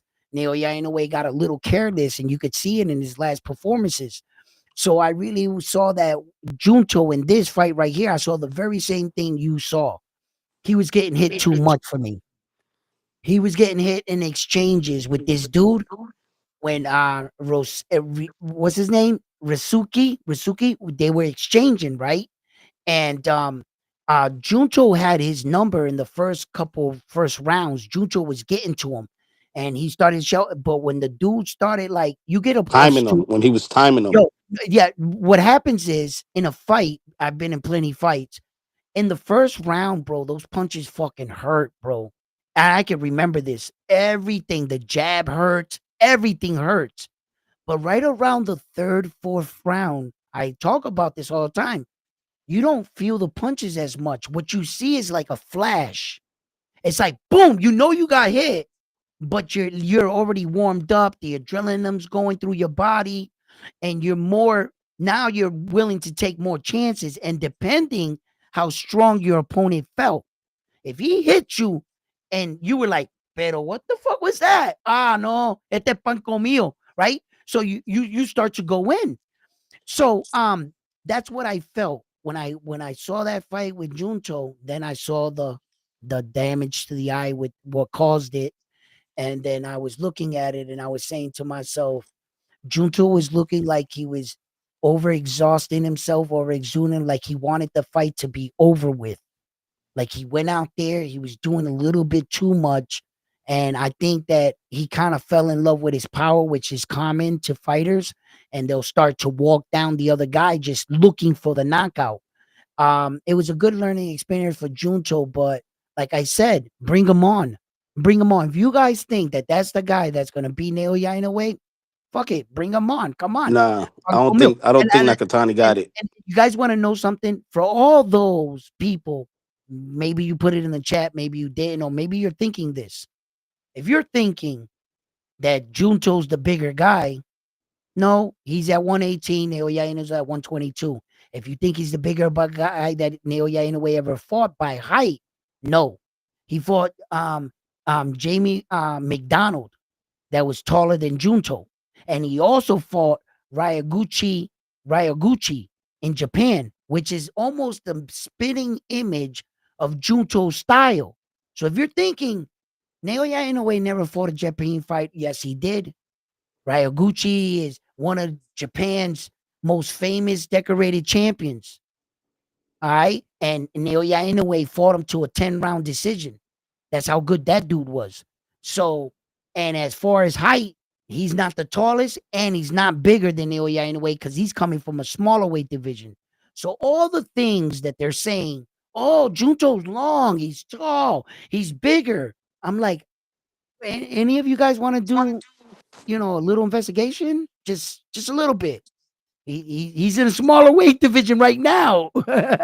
Like Naoya Inoue is bigger than him. Maybe not by height, but in weight he is. And Naoya Inoue has been fighting way bigger dudes than Junto. Way bigger. Marlon Tapales, all them dudes. Yo, even that Yi Young Kim freaking North Korean dude was jacked as shit.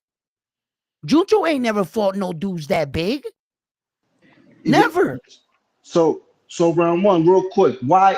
Because I listen. I'm gonna be honest. I ain't been watching Juto like that. I'm not gonna say that I have.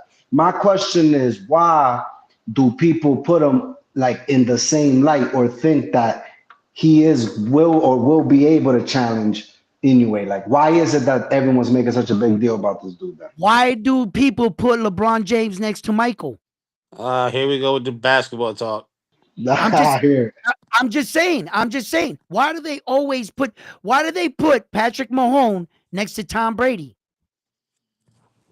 Why? When he hasn't Oh, even did a third of what Tom Brady did, right? They always need someone to be compared against the elite because there's probably no one else elite north or south. So quickly you do a little bit of shit. Oh shit. He's better than Neo. Yeah, get the fuck. I'm like, they always do that to every legend.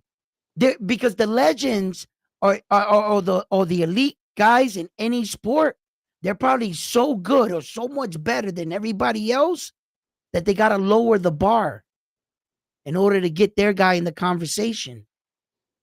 You see? It's just like, you know, Terrence Crawford and Terrence Crawford and Boots Ennis. Terrence Crawford was up here and Boots was over here. They had to lower the bar to get Boots in the conversation next to Terrence. And then when reality hits, and Terrence said, turned around and went, "What have you done? Who have you fought? Why do you think you could tug on Superman's cape and I got to acknowledge you? What makes you think we're on the same level or even the same point in our career?" As a matter of fact, when they were saying that, Jerron Boots Ennis had him fought for over $300,000 for over So, that. so No the fight. question is, who's asking for this fight though? Is it the Japanese fans or the American fans? No, the Japanese fans are asking for this fight. They want they not that we in America we don't know that much about lower weight divisions. Nobody really does. I'm just a fucking nutbag that I saw this remarkable talent and I was like, holy shit! I know what my eyes are seeing. A hand-to-hand movement, eye-to-eye coordination, distance, fundamentals, ring IQ, and the when and the where, when to release your punches.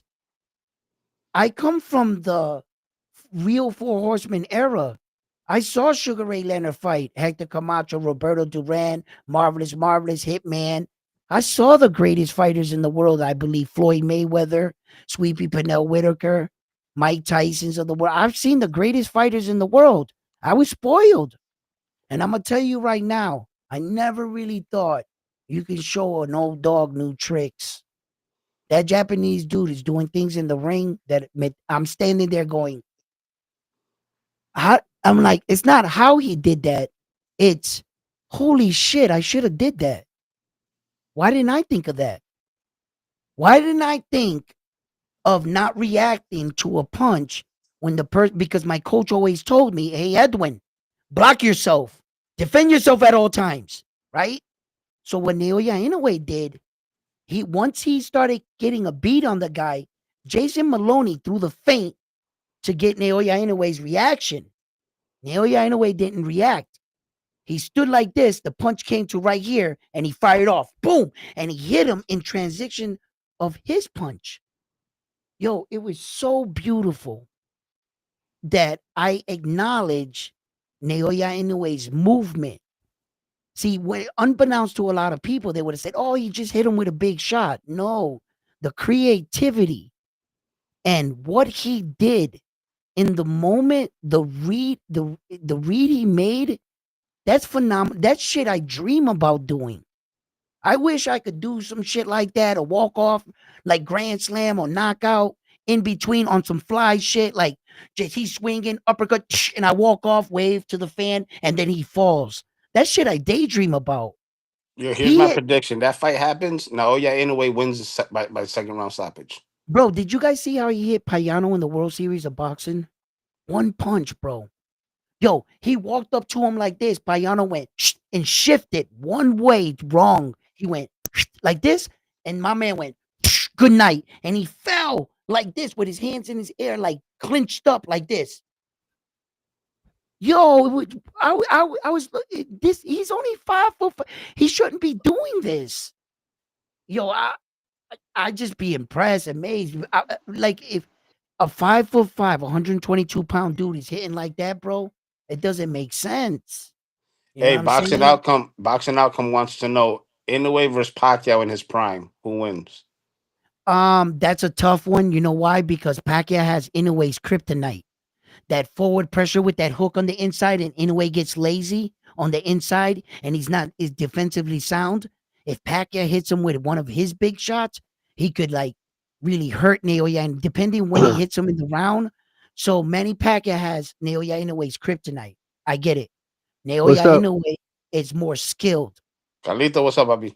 He's What's more up, round skilled. one? What's up, What's up, fella? Carlito? What's up, Naoya, stock Naoya, chasers? Naoya's more skilled, right? In the sense Oh, that what up? he'll move around Pacquiao and stuff. And I just gotta see if Pacquiao's speed, because Tim Bradley described Manny Pacquiao's speed as blinding. He said the punches were going by and you could hear them. They were like, and everybody said that Manny Pacquiao had deceptively fast boxing speed. That would be an interesting fucking fight, bro. That would he could hurt. I think Manny Pacquiao can hurt Naoya in a way, and I think Naoya in a way could hurt him. I like Naoya's style overall better than Pacquiao's, but I can't. I learned how to see boxing a few years ago, and I used to judge all fighters by what they look like, and it didn't allow me to see other styles. I didn't see, and then once I started seeing boxing for what it is, and I noticed, wait a minute, this guy might not look like him, but make no mistake that he has an elite style. He understands himself, and he's pulling that style off. He doesn't have to look like you. But he's real smart, and that's when I started seeing boxing in its purest form. That I started recognizing all styles like that. What's up, Carlito? How you doing? Hey, what's up, man? Sorry I couldn't join early, man, because uh, I was staying up early to watch the Japan card, the time zone, Uh huh. and I got a different outlook for what y'all was saying. Okay. Uh, before I go into that, you saw the one dude, the one you saw that one Dominican got dogged Oh by yeah, that dude hit him with all you can. Oh, Sure. you get. The Nasukawa said Santillana, bro. I'm like, this dude was thinking about Campos. I'm like, yo, boom, boom, boom. He lucky that Japanese dude didn't got that power, but he would have got knocked out. Yeah. You know what I mean? But talk about the Juto Nagatani. When I saw him fought the Nishida, my take was it's like, they're two of the same countrymen, so it was gonna be a war. You know what I mean? It's gonna be like, you know, who's who's gonna lift the flag higher, me or you? So Mhm. when Nakatani was hitting him, he was just hitting him off the first round. I give Nichita credit because Nichita looked the durable compared to the other fighters that Nakatani uh destroys. You know what I mean? Yo, did you see when he hit Nakatani with a body shot? Yeah, Nakatani yeah, didn't the like body that. shot. The body shot. See, I'm not saying Nakatani was perfect. No, I'm not saying that. Because Nishida revealed some things that you could use to combat Nakatani. Like you said, the body shot. But I mean, to me, I'll be dumb to say that he's not a potential threat for Inoue. Not saying Yeah. he's super. I still favor Inoue, but he hits hard. He hits hard. And I always disagree about him moving up to Rafael Espinosa porque eso es otro 20 pesos. You know what I mean? I keep telling y'all, bro. And it's not the same when you go up two weight classes to fight a dude 6'1" and he can throw an uppercut like a jab. Yeah. But, you know, it's exciting. It gets the juices flowing. I think I favor, in my opinion, right now, Inoue 60-40. I favor Inoue against Nakatani. Mm. I got Um, that shit. I got that shit 90-10. well, you got a 90-10. I gotta be honest. I don't like Inoue getting hit by Cardenas and Luis Neri. You know what I mean? I Yeah. gotta be honest. But with Rafael Espinosa, Inoue with Rafael Espinosa, that's 50-50 for sure on paper. But Nah, yeah, I that's got all I want to Espinoza. say. I got Really, Espinoza really, beating really, anyway. really, really. Well, since you're being disrespectful with Nayoya anyway, Carlos, right now, I think you need to Why? get ejected off the show. But look, nah, Oh, que cojones. nah. Teach him. Imagine. We can't. Okay, Emperor. That's You, crazy, right? Emperor, The Emperor fucking Edward. Teach hater. him off by his head. Oh, what is that? Yo, listen. Yeah, man. No, it's just interesting matches, bro, man. And these Japanese dudes down there in them lower weight divisions are really rocking out. Another big fight that I wanted to bring up to you guys' attention is Jai Opataya. You know what I'm saying? How he broke that dude's jaw, bro. Did you guys hear anything else on that? Is his jaw really broken? It looked like it was broken. It was like that. Yeah, I seen that. That was crazy.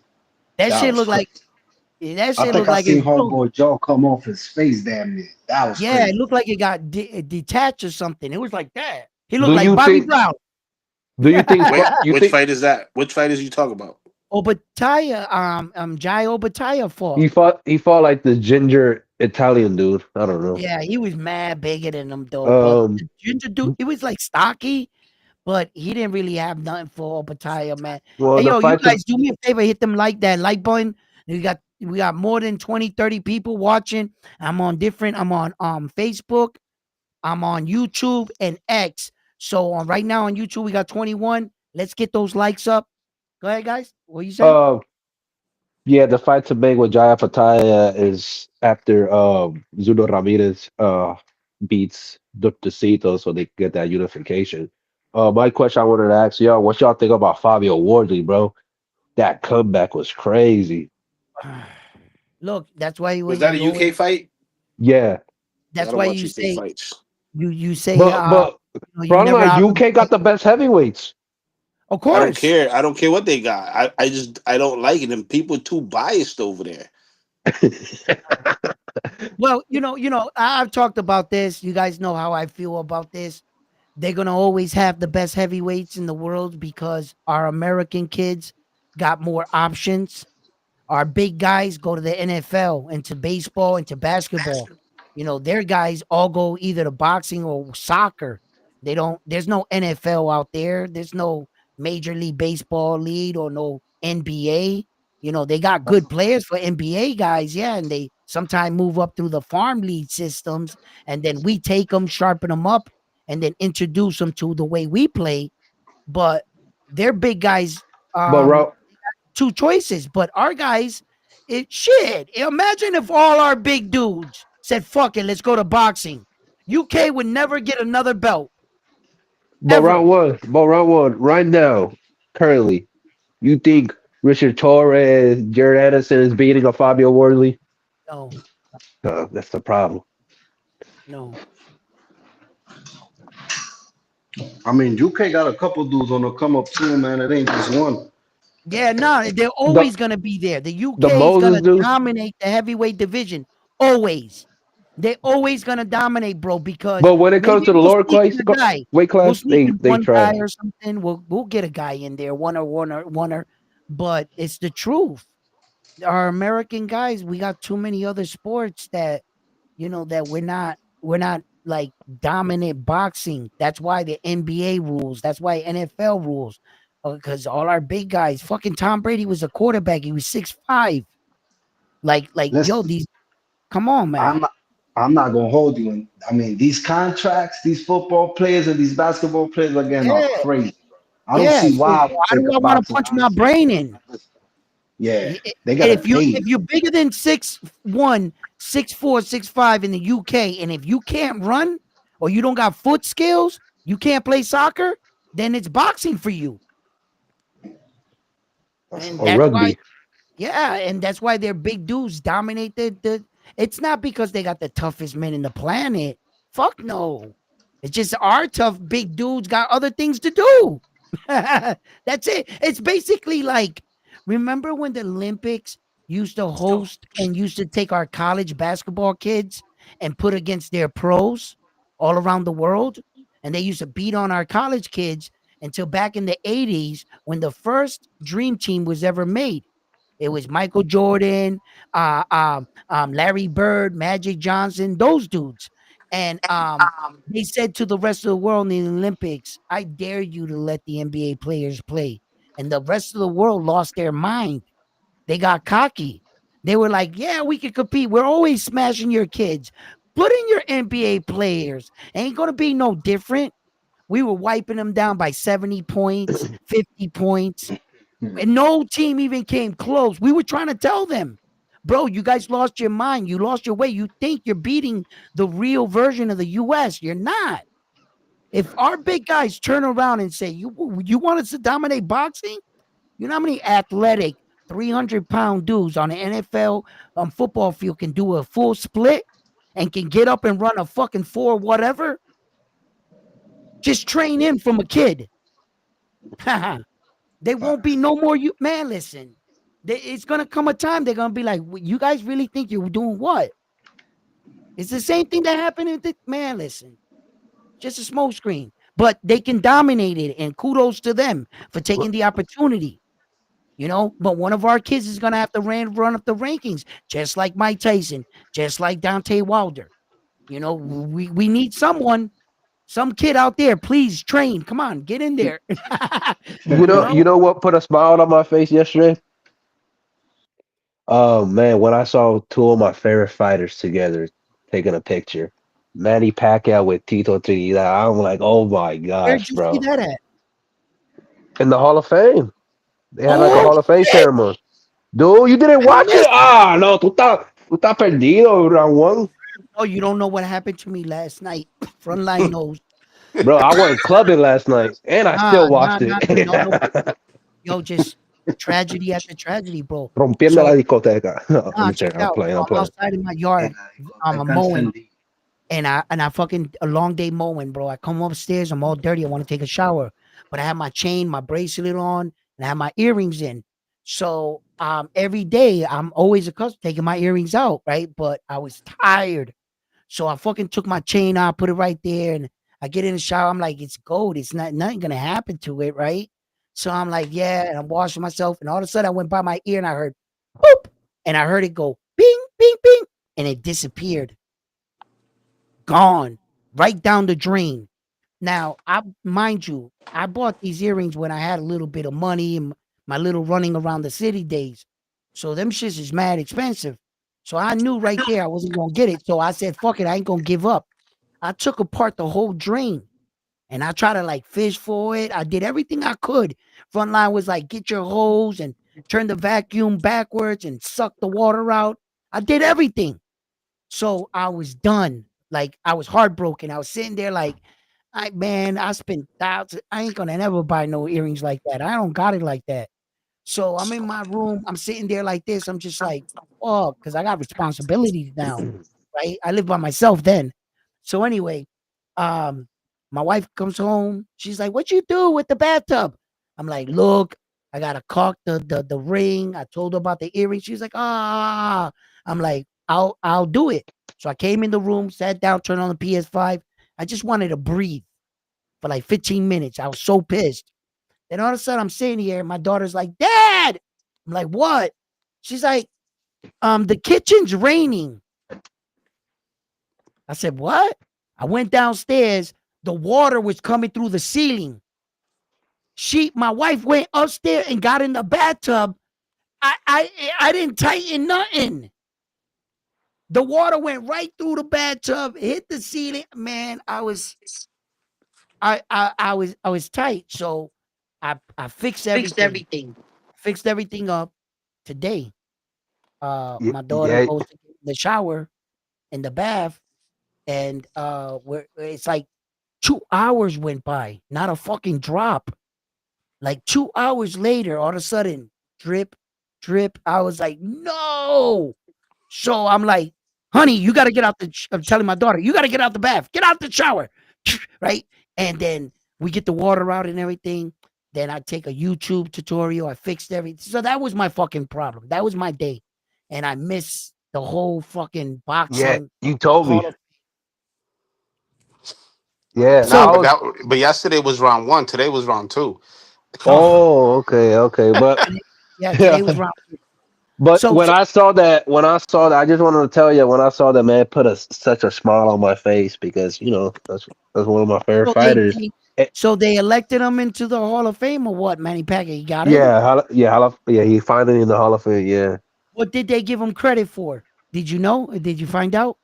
listen, all I heard is just the speeches they was giving, and that's it. Okay, there's one particular thing I need to find out. Even if I gotta go out there myself and drive out there and take a picture of this shit, because It I is want to 6 or 8. I want to see, is it 8 divisions or 6 divisions? It's gonna be 8. It better be six. No, it's gonna It, be 8. it better be six because if they give that man 8 divisions, they're gonna have to drag me out of the Hall of Fame because Bro, you gotta fight through the security. They're I'm like, gonna no, fight. that's No, wrong. no. Fuck him. Fuck Manny Pacquiao at that point. I'm not no longer. Once I see they give him credit for 8, I'm done with Manny Pacquiao. I got no beef or quarrels with him. But you better give Hector Camacho credit for 7 then. All right? Are Mm. we fighting? All right? Because you better give him fucking credit. You dirty motherfucker. You better give Hector Camacho credit for 7 divisions.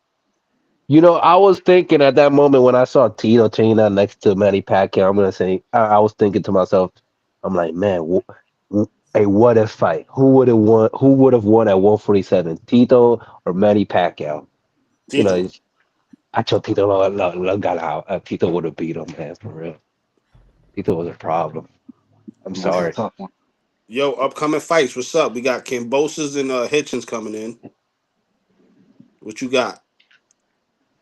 Oh, who I got? Uh, who I got, man? I don't know, man. That fight just me to just stare at the screen and just wait for the UD for Hitchens. Who you got, Stock? I got Hitchens, man. I gotta go with Hitchens, bro. With Richard Hitchens against George Camboza? Yeah. Yeah. Yeah, of course. Of course. Yo, it would be crazy if George Camboza you stopped That imagine he, would Richard dr- be Hitchens. you whack. imagine he drops him? Yo, that would be insane. Like, yo, like the cherry pick on wrong. Like let's just remember that Keyshawn Davis picked Edwin De Los Santos. When people were throwing around that narrative, why does Edwin De Los Santos get a title fight? Well, because he got a phone call. And if you offer me a title fight, what am I gonna say if I'm Edwin De Los Santos? No, no, no, no, no, no. I don't deserve it. I had 2 years off. You should give it to somebody else. That's no, I'm gonna say yes. Oh, I got a Right? question. So yeah, what's up? What y'all think about that little confrontation of Keyshawn Davis and Henry Cedeño, Domi, that he's at 140? Oh, he gave him a little push. Yeah, then he was like, I will fuck you up like that to him. Like, I'll fuck you up, he said like that. But Yeah, look it, but couldn't make weight. You right, think okay, right, real quick right. before y'all go on, you think Keyshawn got a target on his back at 140? Frank Martin called him out. He's got to target Jermaine everybody. Jermaine Ortiz called him out. Uh, Tito Mercado, bro, he got a target. Now, Go now, ahead. now, Yeah. now the thing. Go ahead. I'm shot. What's up, stock chasers? What's up? You got Nah, some? nah, nah. Okay, I was agreeing with him. okay, Definitely, bro. okay. I mean, yeah, for sure. Now, the one thing with Keyshawn Davis, man, right? Check this out, right? This motherfucker was almost like on his way to like superstar status, right?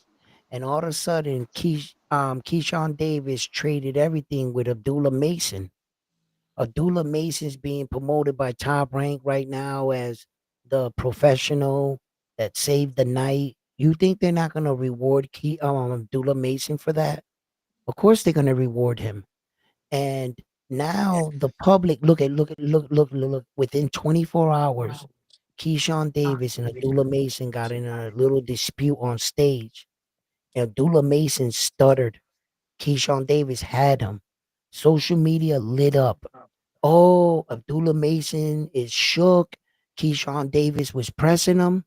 When Keyshawn Davis had his meltdown, missed weight, came up laughing, showing no remorse, and then all this shit, within 24 hours, the entire social media said, Abdullah Mason was punking Keyshawn, it automatically switched like and it was the same fucking video. Just when Keyshawn was on top. Now that Abdullah Mason handled business, now it must be like, wait a minute. Now I watched that video for the second time. Keyshawn was shook. Like it's remarkable how fast social media just changes what they just saw. And like how fast you can go down in today's social media. Yeah, I'm they'll flip social media left and right, up and down, and they'll twist the story or the narrative and make you believe some shit. Bro, I've never seen a meltdown from that much success and that much of a bag. When I visualize Keyshawn Davis in my head, I visualize a guy robbing a bank with a ski mask. It's Keyshawn Davis underneath the ski mask. He's got the bag in his hand. He can see the car parked outside of the bank. He's running out. They're like, come on, Keyshawn. He trips. Oh man. All the Oh money man. pours out of the bag. Oh man. When he gets up, all he has is an empty bag in his hand, and he's running to the car door. All the money got left on the floor. Oh That's how man. I see him. That's how I see him in my head, I just it's just bro. I just see a target on his back. I feel like a lot of 140 pounders they want that. They want Keyshawn. They Well, I mean, there's killers at 40. yeah, that's the thing, dude. Ain't no 135. This ain't Fossey. This ain't the that Ukraine dude that you fought. No, bro. 140 is dangerous. But Yeah, real that's quick, true. man, real quick. I feel like y'all remember when Keyshawn fought Albright, bro. I Yeah, mean, I remember I was watching that fight, bro. Like he got clocked a few times, and yeah, not just in that fight, but I've seen Keyshawn take like, I mean, he's held up, his chin has held up, but listen, I personally feel like Keyshawn's first loss ain't too far away, bro. I mean, you gotta be really disciplined and at the top of the top of elite levels to go and win belts at higher weight classes as you go. And I just feel like the higher you go, the more competition there is and harder competition at that. So yeah, man, I feel like You if it would have been anyone else punching him like that, the way Albright did, that boy would have been he would have been on the canvas. yeah. and You another thing, just to add, do you think Top Rank is no longer gonna protect Keyshawn? They're like, oh, you did this, you made us look bad. Yeah, we're gonna give you tough fights. You better get through them if you want us to keep yeah, making. I think he owes them. You know the right here the boxing outcome. Yeah, what do you think about this fight, Carlos? Mayweather versus Tito. And never we never got to see it. But if we got to see it, what about that fight? My Puerto Rican blood in me saying Tito, but my mind is saying Mayweather. So it's Yeah. like you putting Yeah. me in the corner right now, man. Yeah. But it can't. Styles makes fight, man. Coro le sacó sangre de la nariz, but after that it was just yeah. I'm just hey man. Different times, I guess. Mayweather. Sorry. Matias versus Keyshawn. Keyshawn would be fireworks. No, it Uh, won't. That'll be a dud. Matias will walk you think he'll Keyshawn walk him down? down. He'll walk him down. He'll walk Yo, him What's up, down. Joel? Because you gotta think like Keyshawn had advantages at 135 due to his frame. And now ahora cuando tú vas a subir a 140 y pelear a alguien igual y grande como tú, you're not gonna dominate them the same. You're not gonna bully these guys because they build as big as you now. You know what I What do mean? you guys remember? What weight Tito Trinidad fought Roy Jones Jr. in that fight? He was like at the biggest he ever was. I think he was like 170, something like that. He was up there, right? Was it 168, 170? Now I I think it was want to. like 170. I'm gonna I look it up think right now. Hold on. Yeah, but the best version of Felix Trinidad was when he was in the lower weight divisions, and He he fought had Roy. 147, He fought Roy Jones 147. 170. 154. Mira, 147 is when he 170. had the mustache. Remember Tito with the mustache? He was a monster. Like people gotta understand this, like about Tito Trinidad. Like you were skinny, and then he could still punch. For you to have Now that, Bernard Hopkins to be aware of your punch proves that you're a puncher for real. no, Because yeah, Bernard Hopkins is naturally bigger than Tito Trinidad. You know yeah, what I mean? he respected Yeah, that but shot too much, like a lot. Yeah. when he fought William Joppy, that was at 160. He fought Bernard right after that at 160. Oh, But Yeah. before that, when he fought Vargas, was at 54. yep. That's when he was an animal at 54. No, no, no, no. He was a more of And a vision fighter. He was a more at, seasoned fighter. That's at, when, yeah, that's at when, 47 is when he beat Sweet Pea. Um, yo, but listen, real quick before I hop off, right? yeah. So, what y'all like, real quick? 'Cause I know we're probably gonna touch base on it as it gets closer, but that Alberto Puello versus Subriel Matias. Do y'all know that they have Subriel Matias as the slight favorite? Did y'all know Yes. that? No, I Yes. didn't. Yes. Wow. Oh man. He's plus 125. No, I did Fact not know check. that. And I mean, I'm sorry, he's minus 125 and Puello's plus 130 or 120 something. Yeah, It's but it's, that'll it's like change real get closer close. to the It's fight. real close. It's gonna probably change as we get closer to the fight. I wonder. Misha said if it'll stay the same. That fight is a dangerous fight. I think that Man. Sobria Matias is gonna have his hands cut out for him, and just like I think Puello is, I think that Puello's in for a tough fight.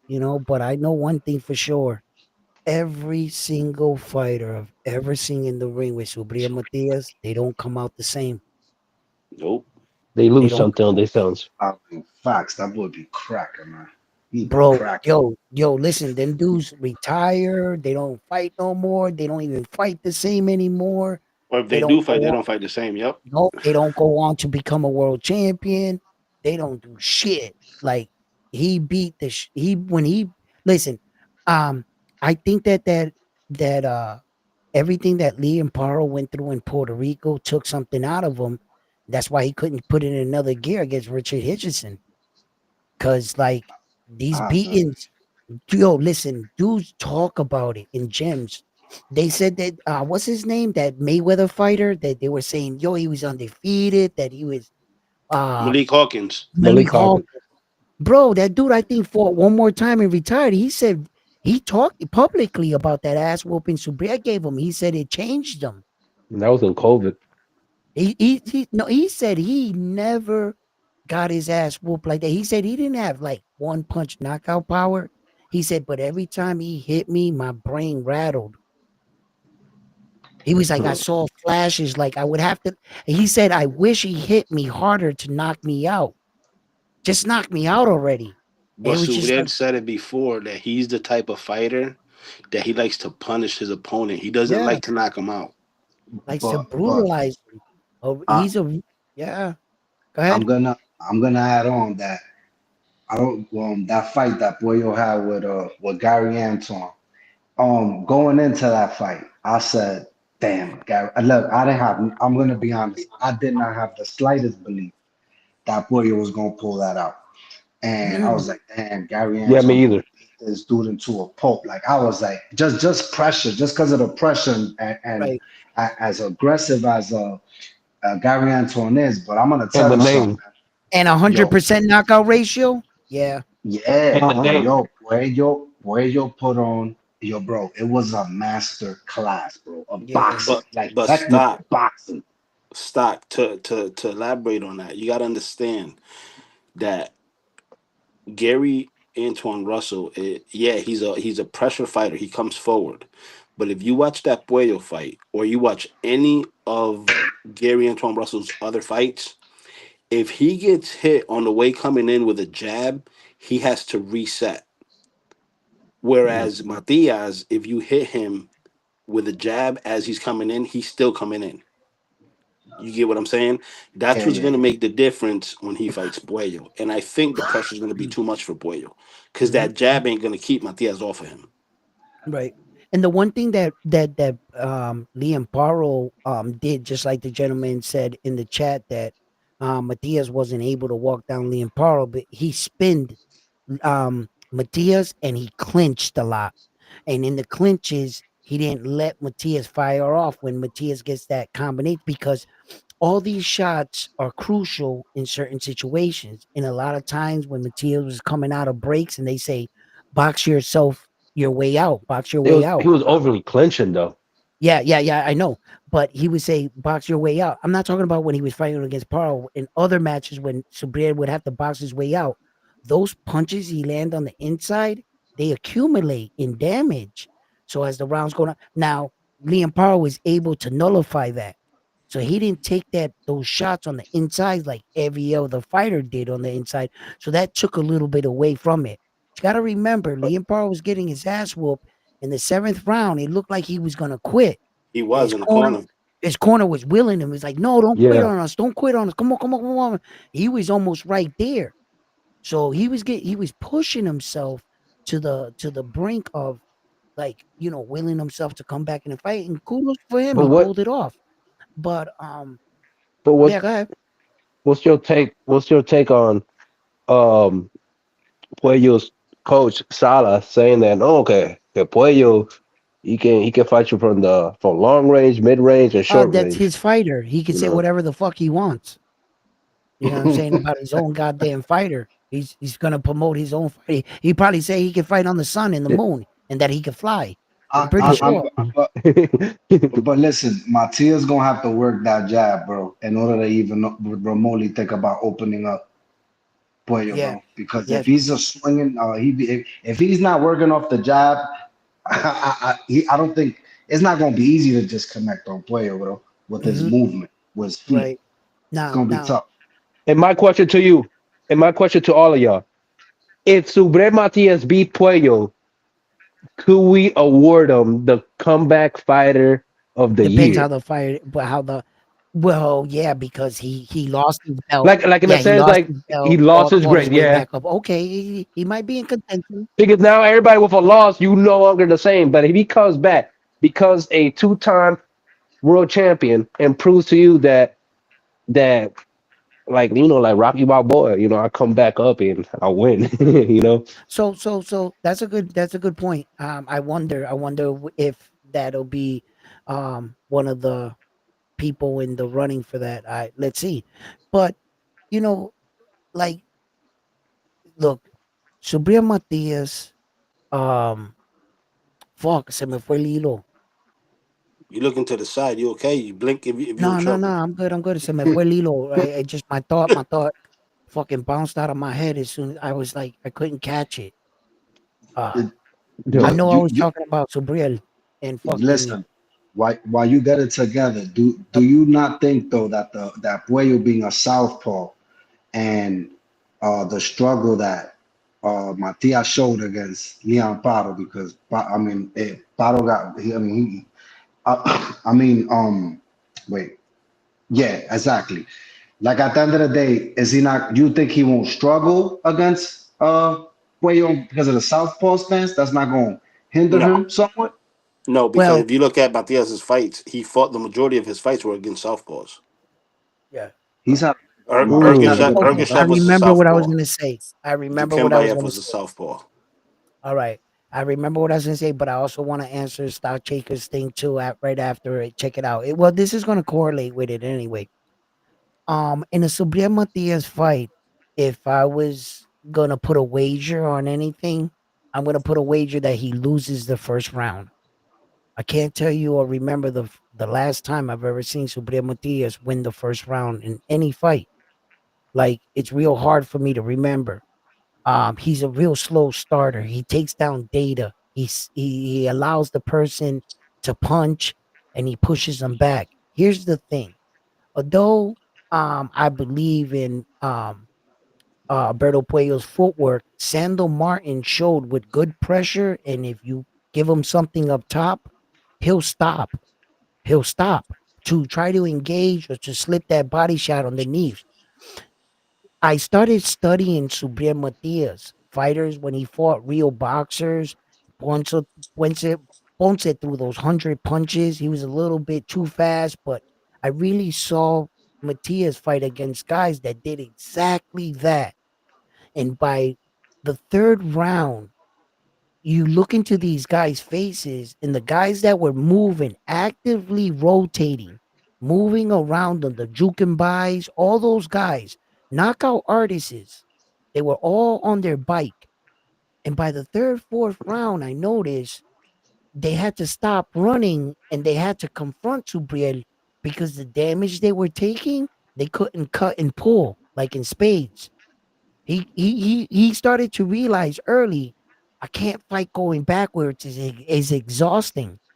So at some point, I'm gonna have to get Sabriel Matias's respect. I'm gonna have to hit him with something to back him up. He lures them into that space. And then what Subriel does, he does that stupid thing where he comes in, he puts his guard, and he lets the guy smack him around. Pop, pop, pop, pop, pop. So Brian's like, pop, pop, and they're getting comfortable. They're like, yeah, look at this. I'm fucking hit him. And then all of a sudden, it just sneaks right up the side. Snap. And then you see him go. And then all of a sudden they're like, and Subria's like, and he's got that look on his face, and he starts to slide steps towards them. And then you can see in their face how shocked they are. Then you see him going back to the corner. Water. Right? And Subria's sitting there like this, and they come out, and it's just more and the more. So I could see when the spider catches you in his web, you better be able to pull that style off. So I believe Alberto Puello's team sees everything I see. You can develop a game plan to beat Subriel. Yes, you can. You just got to pull it off. E- Exactly. I feel like not to. I mean, I know they're gonna have their own game plan, but I feel to not overcomplicate things. You ain't gonna go in there and go punch for punch with Matias. So you're gonna work off the counter, and you're gonna. I mean, he's gonna be on his back foot, bro. I mean, he's not. He's gonna be. He's gonna use that whole ring. I mean, he is not like. I bet the poor you ain't about to go in there and even play those games with Suber Matias. You feel me? Because he's looking for a decision. Matias, honestly, he gonna have to knock him out because he ain't winning a decision. So if at some point Matias doesn't get to hurt him early in the fight and he then finds himself working from behind, chasing him down, uh, I mean, it might not be a hard decision to get. Like I think Matias need to go in there looking to hurt him off the rip. Like this ain't can't be like a Yeah, later. You know what I mean? Like he got right. to go in there looking to hurt him right I away. mean, let's Cause just remember what his nickname is. His name is Subriel No Mas Diaz. I was gonna tell I you, He um, might just no do mas him. Subriel got He might not get out. do Subriel got the record of the most Consistent no mas. beaten no the most he beaten the most undefeated fighters I think at That he may 140. quit. Yeah, like he took so many people's No, I don't. and if he does it No, again I don't. with No, I don't. Pollo, If you're looking at he's the taking record a like good that, amount of O's though. I'm not gonna lie. yeah, he, no, he He's took a took lot a yeah, of lot of but O's O's. for yeah, sure. yeah, but if you word it like that, that He's he's only not. taking 6 O's. Yeah, he's not winning.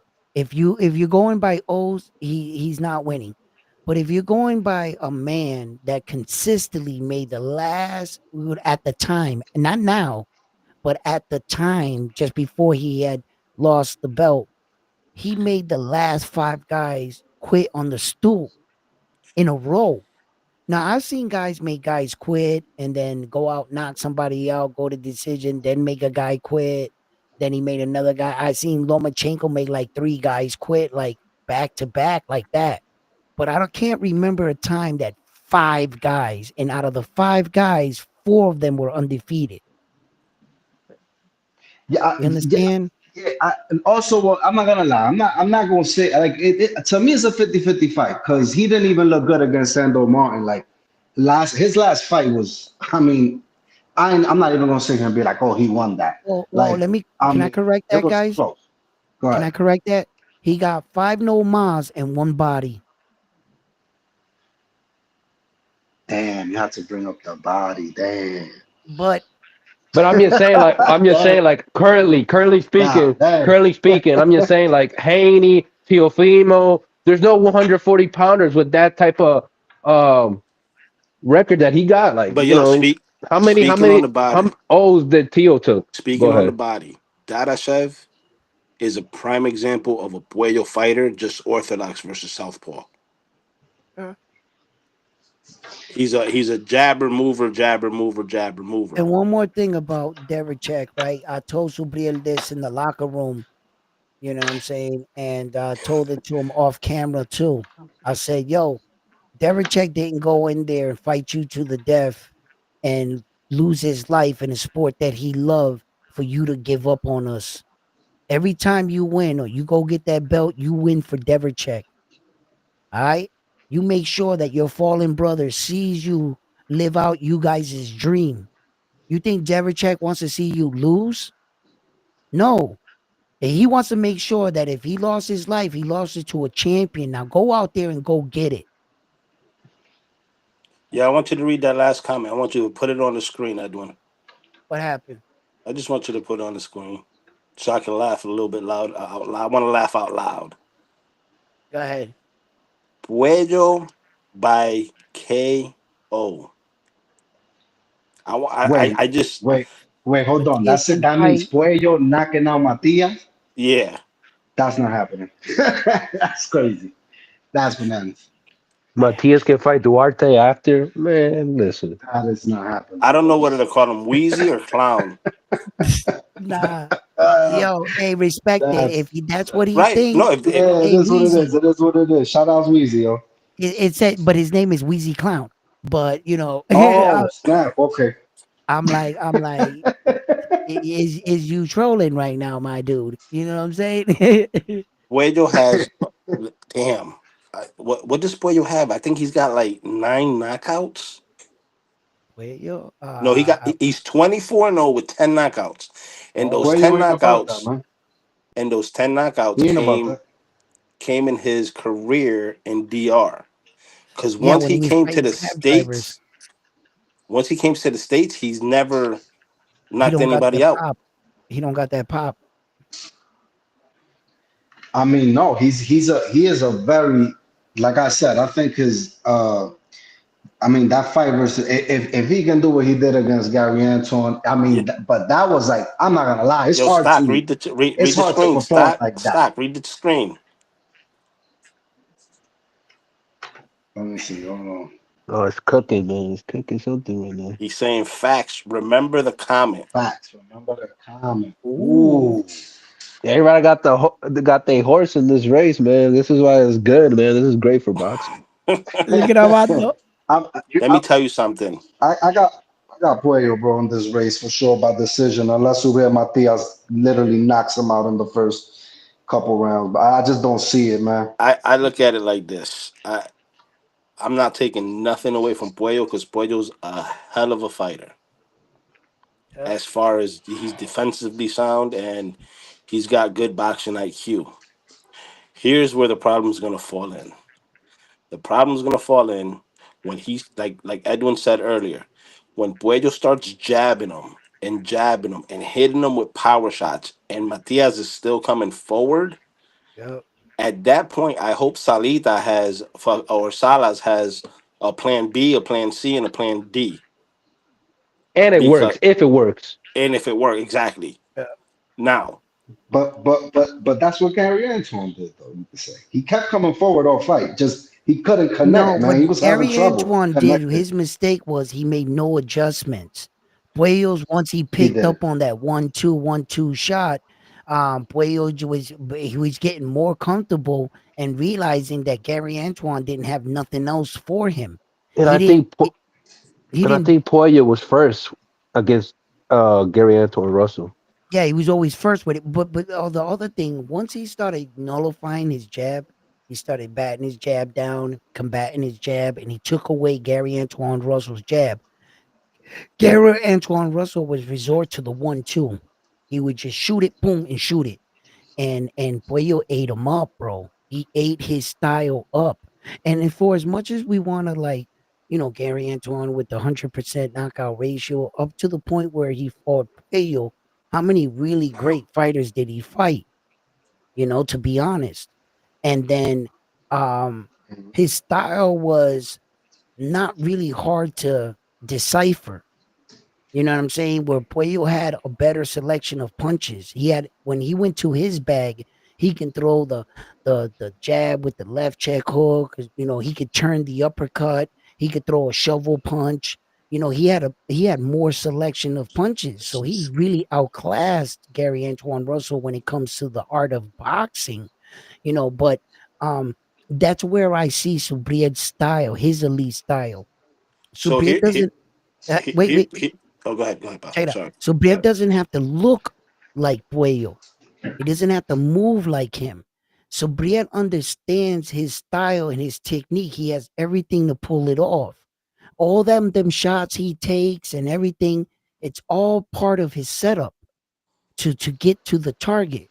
And yes, I see Alberto Puello having a lot of success in the early rounds, but I'm trying to tell you guys, if Subriel typically can catch up to these guys and all of them in all of his fights, even his best rounds against like Liam Paro came in the middle of the fight.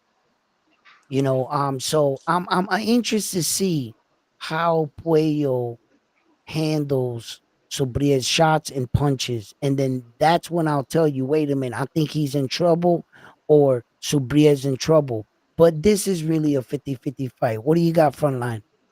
So you remember when he fought Akhmadev, right?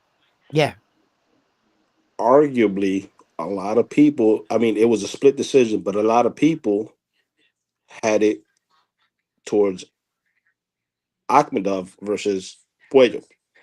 That's neither here nor there. But if you look at Puello's last five fights, Hmm. they all been except for Madera, they all been split decisions. Hmm. yeah, You get what I'm saying? right. So in technicality, he He's not hasn't perfect. really won convincingly. In Yeah, other words, you know what I mean? right, right, right. I see what you're saying. I see what you're saying. Go I ahead. just know we got to beat this dude Listen, twice. Yep. Well, I'll tell you what. Depending on the ass whooping he gets, he might not want that rematch. Hey, that's what Say Sabret's that. saying. He got something, man. I'm Say I'm that. excited Say for that. that. Every time he says he always says we're gonna see if he wants that rematch. I'm like, man, what you cooking up, Sabret? Man, you get Nah, it. listen, listen, listen, listen. Um, um, Saul Canelo Alvarez fought Demetrius Bivol. There was a rematch clause by Saul's. He didn't want it. And then when Demetrius Bivol said, "Yo, I'll go down to 168 to fight you in your own weight division," he said no again. And then when Terrence Crawford beat the shit out of Errol Spence Jr., there was a rematch clause. Errol fucking says he's a loco and he opted out of it. Sometimes you can whoop a dude's ass so bad that they don't want that smoke right away again. They're like, let me think It may about be that one. never. Let me think about that one. I'll spin the block. Like they'll It's not give up that. convenient right now. that's a fact. Yeah, I think I'm also gonna say this because I mean obviously I don't know if y'all know I'm all right. Dominican, right? So as my fellow Mm-hmm. countrymen, I would want Boy to Yes. win. But I'm gonna be Respectfully, honest. To make boxing more exciting Yes. though, I don't mind a Matias knockout, bro. I don't mind Matias getting Matias is gonna make the weight division a lot more exciting with him holding the belt. So I'm not against it. Yeah. I mean Yeah. it's 50-50. I'm honestly I just want to see the Yeah. fight. It's gonna Yeah. be a it's going to Yeah. be great a fight. I No. banger. guess it should No. be a No. great. No. No. No. No. And Yeah, as for sure. well, if you guys know me, I've been on multiple platforms and I've been a real big supporter of Dominican fighters and how I want them to start coming up, and not just being the two major Latin countries, just Mexico, Puerto Rico all the time type shit. We need new flavor. We need new people to come up, and I respect my rivalries, just like the Yankees and the Red Sox. I respect the Red Sox because I understand I need them. You know what I'm saying? Without them, how fucking it won't be no fun. So without my rivalries in these big matches in a healthy competitive rivalry, yeah, you know what I'm saying? Because I'll tell you the truth, if we're not fighting each other, you know what I'm saying? I see Dominican fighters all the time. I love the fucking Sureño brothers and Frontline. Yeah, how many videos I got saying it? Rohan Polanco, I believe he's gonna be a champion. If Yeah, not, I think he's gonna be the rise of Dominican he's gonna boxing. be the yeah, He man. got You he know what got it I'm saying? just his flow. He got a nice flow, Yo, man. and then After that dude, Carlos Adames is up there killing it too. So, you know, this time, I mean, there's been a lot of Dominican waves and we all know it. And let's be honest, it never really gets to where it's going to be. And then they're stuck again waiting for the next guy. But this right here, this wave right here, it yeah, this looks very generation. promising. It looks very, very, very promising. So, you For know, sure. and then on the low, you could take this with you, Star Chasers, but don't tell nobody. Okay? Don't tell Mm. nobody. Okay? Sabria's half Dominican. Gotta go. Yeah. Hey, Nah, that's crazy. I had no hey, idea if that's the case. But Yeah. whatchamacallit, Wheezy says we acting like the competition doesn't matter. Puello has a better resume. Well, he has if you want to say that Puello has a better resume, I'm not gonna, you know, go tit for tat with you. I respect Puello's resume. gotta split decisions. Everybody has, you know, suspect wins in their beginning of their career or whatever, but that's okay. But your resume is not gonna fight for you on fight night. Do you know who's gonna fight? You better fight for yourself. So we're all gonna see July 12th, whether resume aside or him being the champion, and him being the contender. The minute you sign that contract, that belt is in the middle. We both have a shot at it. So Man, I unless you want wish. you want to walk out of there champion, or do how bad do I want it? So I don't care about your record or who you fought. None of that shit matters. See, the On our reason why I night, respect Puello right now is because he's got the mindset that he knows it's gonna be war. He's yeah, got that mindset. It wasn't like the you other better, boxers. you better. So Has he They don't ever? Puello, they don't call some guy in the division a Has he gave boogeyman, any but recent the interviews reason yet? I haven't seen him. no, and the last interview was Job shit. Broadway Joel with Subriel, Yes. right? No, I'm Yeah, lying. It yeah, was he did on that. I'm I hate, talking Puello. I don't like this dude, but his name is a Golden Era Boxing.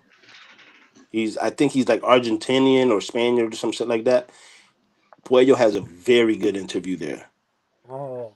But Okay.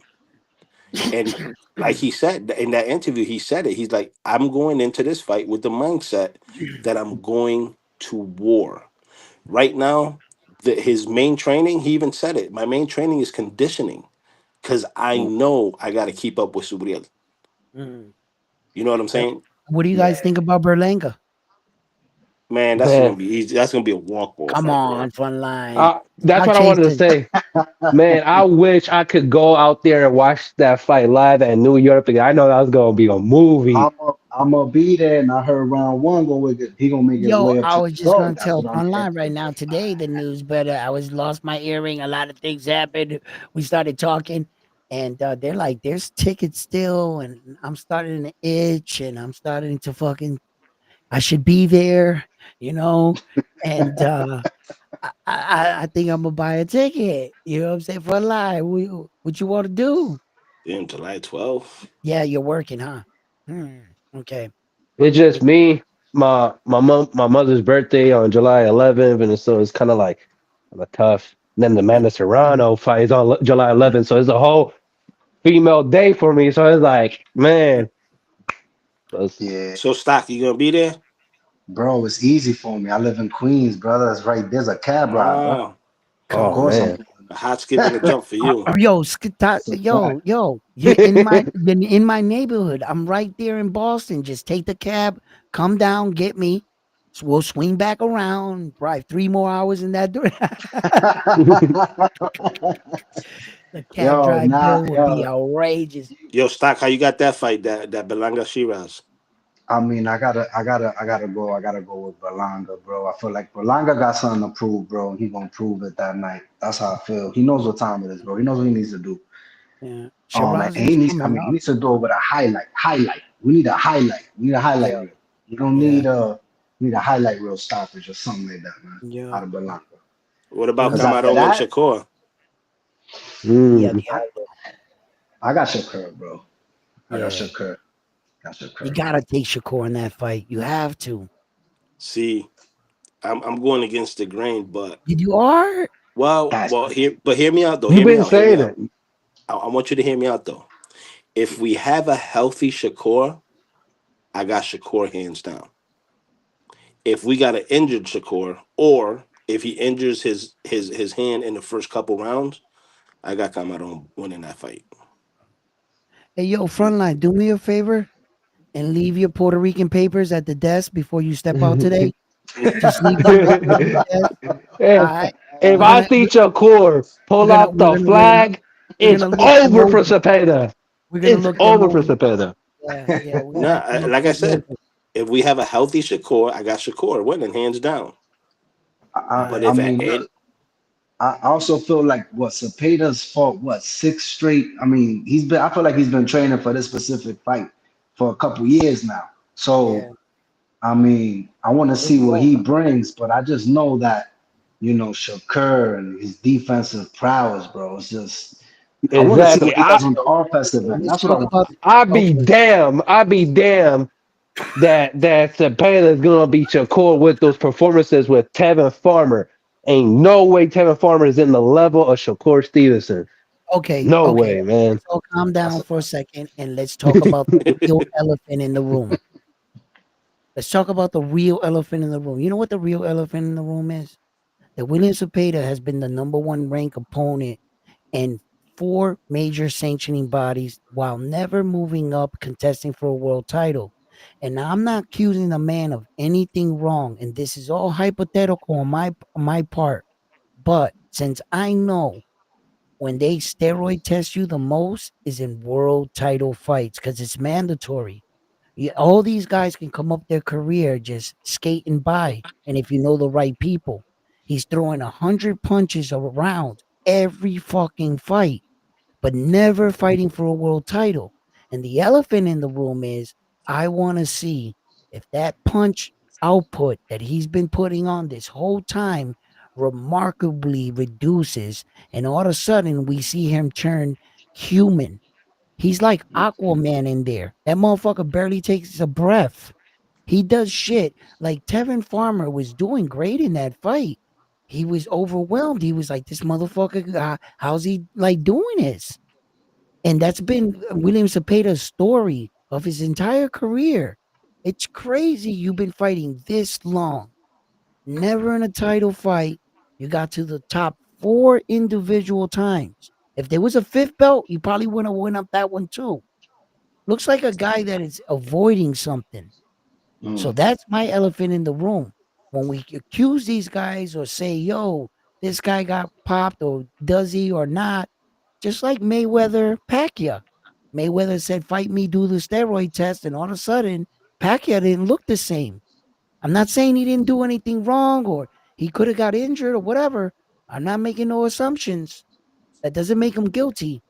But I'm saying right now, it's about time William Cepeda, A, fights for a world title, takes the steroid test is, and now let's see what he looks like.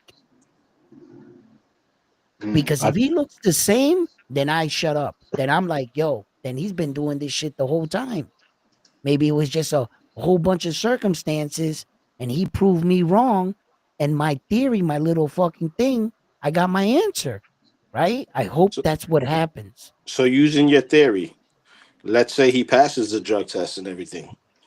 Who you got I'm saying, wait. I'm saying he passes a drug test and comes out and throws 100 punches every round. per round? Who Then you got?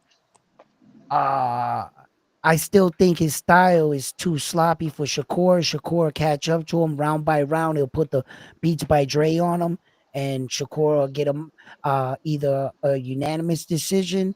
I'm hoping. I'm saying stoppage. I don't believe the stoppage, but I'm hoping the stoppage so I can talk it up. You know how I get. Those are those fake predictions that I throw in there, and sometimes people take them serious. You know, that's just me wishful thinking that Shakur can knock him out. But the real one is Shakur unanimous decision. And question to y'all: are we gonna support our our Caribbean neighbor in the Cuban David Morrell that day too? Of Oh, course I of am. course. I mean, David Morrell's one hell of a fighter, bro. He just, yeah, I like David Morrell a lot, actually. Yeah, yeah. You know, he took a I got big David chance. Morrell. That was a big step for him to fight David the Monster Benavidez. Come on, guys. He was still, good Cuban record, No Olympics. experience in 12 rounds, Yeah, but he had no experience in 12 right in 12 rounds, 10 and fights or 11 fights. I go out see yeah, he had like 11 fights going into that fight, man. He was really out, green. but Yo, kudos remind me, to did he get him. dropped in that fight? Hell no. Wait, no, wait a minute. Benavidez got dropped. No, not that by David No, no, Morrell. no, no, no, no. Benavidez did not get dropped, and No, neither he did did not. no, neither Benavidez did got Benavidez buckled. Benavidez got dropped. They counted the 10. no, bro. If they The count to 10, that Benavidez means did not Morel would get, have won. Come on, I mean, Carlos. no, I mean bro. not That's up to tripping. 10, but they started counting, man. I mean, I'm still having the effects of yesterday. Anyways, no, but was it a legitimate knockdown? He hit him over the shoulder. I mean, it wasn't really like Yeah, That's it what was. it was. That's what it was You like know a what I mean? slip. It It wasn't was like a a yeah, bad slip. Remember, casino. David Benavidez got two left feet, man. He his stance yeah. is trash. He Yo, pushed but him. this Russian dude that he's fighting, Yeah, look, Carlos, you're right. Me, and Stock Shaker was like, hell no, he didn't drop him. Like, whether, and yeah, now I remember that bullshit. Exactly. No, he did fall. Yeah. But Gravel dropped him for sure with a jab. Oh no, he got him out of place. He was right in the tee. Both his feet were like that planted when he hit him. Pop, stun punch, knockdown, yo, what do easy you knock. guys know about that Russian fighter that he's fighting? Which I don't know too much about him. He's 10-0 with 9 knockouts. I saw one fight with him. I just don't He, remember who his opponent. What happened? I gotta go check him out. I gotta go all I check him. know I, that he I, looks kind. All I know he looks kind of brolic. That's all I know. listen, the reason I gotta say Morel is because, listen, the fight he put up with Benavidez, that was a fight. Like he was in there fighting all 12 rounds. Right. I mean, that's hard to do against Benavidez on that quick of a step up for Morel. Like he showed me a lot. So I don't know. Right. Unless me, you know what could also happen though? Benavidez was was hitting him, bro. He was hitting him a lot. So hopefully he didn't take none away. He's still a young dude. So Yeah. I mean, but he was getting clocked. Nah, he was getting clocked. He definitely was getting his you stomach. think you think we all know that Canelo is the face at 168, but you think if Edgar Berlanga knocks out Shiraz, he becomes like the number one in terms of the mobility, the Pachecos, everybody else. Now Well, that plant is no longer is yeah, seen the same way. You understand what I'm trying to say? right, Carlos. But you see, when you tell these sequence of events, you kind of gotta like think forward in what's transpiring because soon as Saul fights Terrence, okay, debating that's on the outcome of that fight. Say Terrence Crawford wins. There's no Edgar Berlanga and Saul Canelo Alvarez. There's no belts, right? Now, what is Terrence gonna do with these belts? He's Does gonna he sit on him vacate them? forever. Does he vacate them or sit on them forever until he retires and rides off? And then Saul gets a shot at a vacated. Berlanga gets one shot at one, and the all the fucking Infinity Stone goes scattered. If Terrence wins, okay. If Saul wins and decides to hang it up, if Saul wins and decides to hang it up, and then all of a sudden he's like, "Yo, hold on, let me get you back in here." If Saul wins and says wants to hang it up, then Berlanga can potentially fight for one of the vacated belts. So I think the landscape by time I, Berlanga, Sharice, I and think then I think I this guy, worded it wrong. I think what I'm trying to say, who is the favorited out of the 168 fighters that is not Canelo Alvarez. Oh, who's the favorite out of all the 168? In my opinion, who's Yeah, the best 168 pounder? And Billy. Well, uh, let me take a remember, look at who's there. Hold on. remember Billy went 12 with Derevchenko, couldn't get the old Derevchenko out of there. I, I mean, this is what I'm trying to say about Belanga, though. But Belanga has an opportunity in front of him, man. He needs to take advantage because 168 without Canelo is just one big opportunity for Yeah. everyone, actually, in my honest opinion. Um, Exactly. Jose. Uh, eh, well, I'm not gonna say Diego Pacheco is like a fucking threat because I still think he needs a lot of work to do. But he's good for his frame and the guys that he's fighting. But I don't really think just because he's got that number one ranking up there that I'm sorry, but his energy changed when he went from not wanting to pick accept that Billy fight to go with McCumbee. yeah. So you tell me.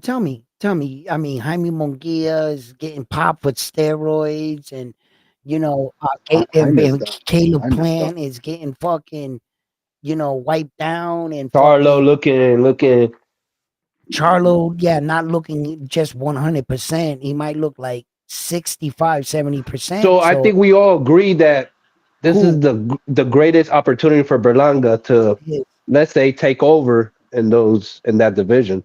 It is. Because all those fights are winnable. All those fights to me, look, I'm not the biggest Berlanga fan, but I can admit that he's heavy handed. Él es pesado. You Yeah. know, he fighting like 200 pounds. Like he's improving his jab, his boxing abilities. He could make, hopefully he could become that the next star in that division. Mm. But Jamal Charlo and Berlanga will be a beautiful fight to see, though. I can't lie. I want to see Listen, that. I want to see Yes, that. That would be Yeah, I amazing. would like Charlo to get one more good fight in between. Why Edgar gets this one world with Hamza, and I would like to see Charlo back in the ring fast. Within 6 months. hey For stock. him to There's only really one be problem with that. The problem is I think Canelo about to get him first. él es un cabrón. Tú sabes I mean, eso que Canelo, he's liable to fight a guy with mental health issues. Because he likes. Oh man. You know what I'm saying? He likes to take wounded ducks and shit, easy fights. Hey, you they, gotta be they, ready at 24 hour. You got look what happened with Errol Spence and Crawford. The party life, the drinking, saliendo el bonete del Ferrari, all that crazy stuff that happened to him, it Eh, costed him. Ain't eh, my fault that Charlo ain't coming in tip tap shape. I'll whoop your twin brother and I'm gonna whoop you too. I'm sorry, so, man. I gotta be real. right, check this out, right? Typically, when a lot of these fighters come from outside of their countries and everything, they really embrace this boxing shit, warrior spirit, the focus way. America fucks up all these nationalities and fighters. They come out here and we Americanize them. We invite them to the party. Some of them never leave, right? And some of them barely hang on to their career. Adrian Broner, right? Okay, so um, I think that the drive that some of these guys got in the early stages in their career when they start being Americanized, they fucking like lose their way. And Terrence Crawford, right?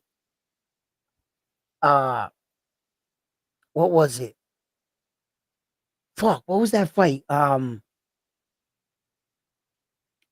What fight? Um, Hey yo. nah, I'm trying to think of this fight. I want to give you guys this example. I just don't remember the guy's or where it was. The fight. Kavalitis, Jeff Well, anyway, Horn. anyway. Nah, I forgot what I was gonna say. Fuck. Well, if you're Charlo, you rather pick the Canelo fight or the Berlanga fight? I'm just making it simple for y'all. You know what I mean? If you're who, if you're who, If you're Jermel Charlo, you picking that Berlanga fight or that Canelo fight? He been talking about he want that Canelo fight. I That's why mean, I'm bringing it up. but this is after Bud. This is after Bud. You mean? This is after Bud, exactly. Uh, I mean, What was and that's a tough one, bro. Because look, man, in all honest, that's the thing, and this is why, like, okay, I understand what Crawford's doing and Canelo, but it's like it's throwing a wrench in that division specifically because, Yeah, I mean, that it's kind of like getting in the way because if I mean, that's a tough one. I mean, I truly don't know. I mean, because but we gotta be. like, I don't Go know. ahead. I truly don't know, bro. Because I don't know. I don't I have gotta an be answer. honest with myself and looking at the environment of boxing and that division right now. David Benavidez, he got to fight either Callum Smith or Anthony Yard. If he don't fight those two, he has to fight the winner between Beterbiev and Bivol. Obligado for sure. You know what I mean? They busy up there. So in the meantime, at 168, there has to be a next fighter. So that's why I bring up the Charlo and the Berlanga.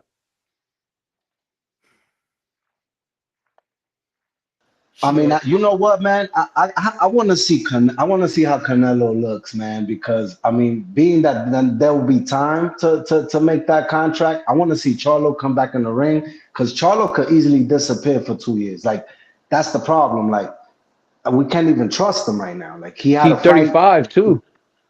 Time Yeah, is like clicking for Charlo. He 35.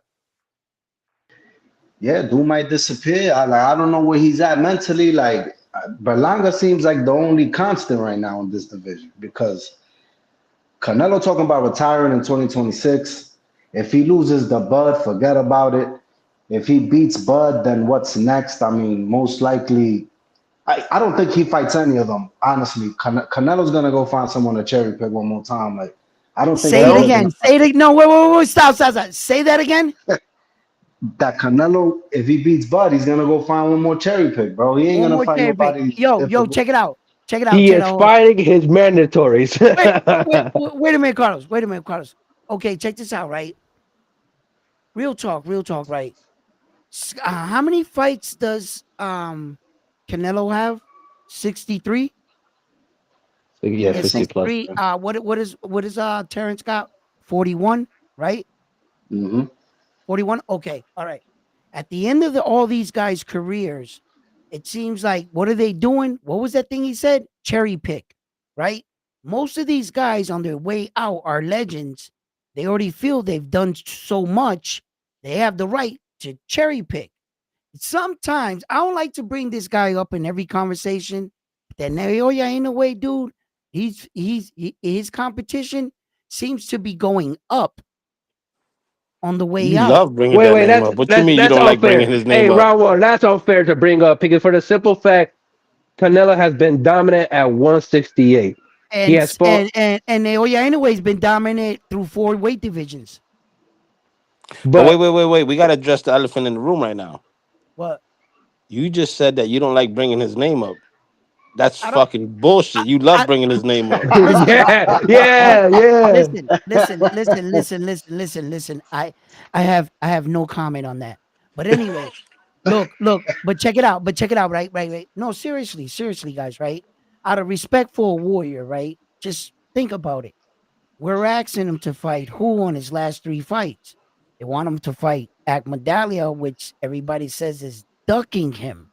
So they're saying that in a way, Naoya must be scared of this guy. Okay, cool. I'm not going to even count him as one of the guys. But moving up to 126 means that you enter your fifth weight division.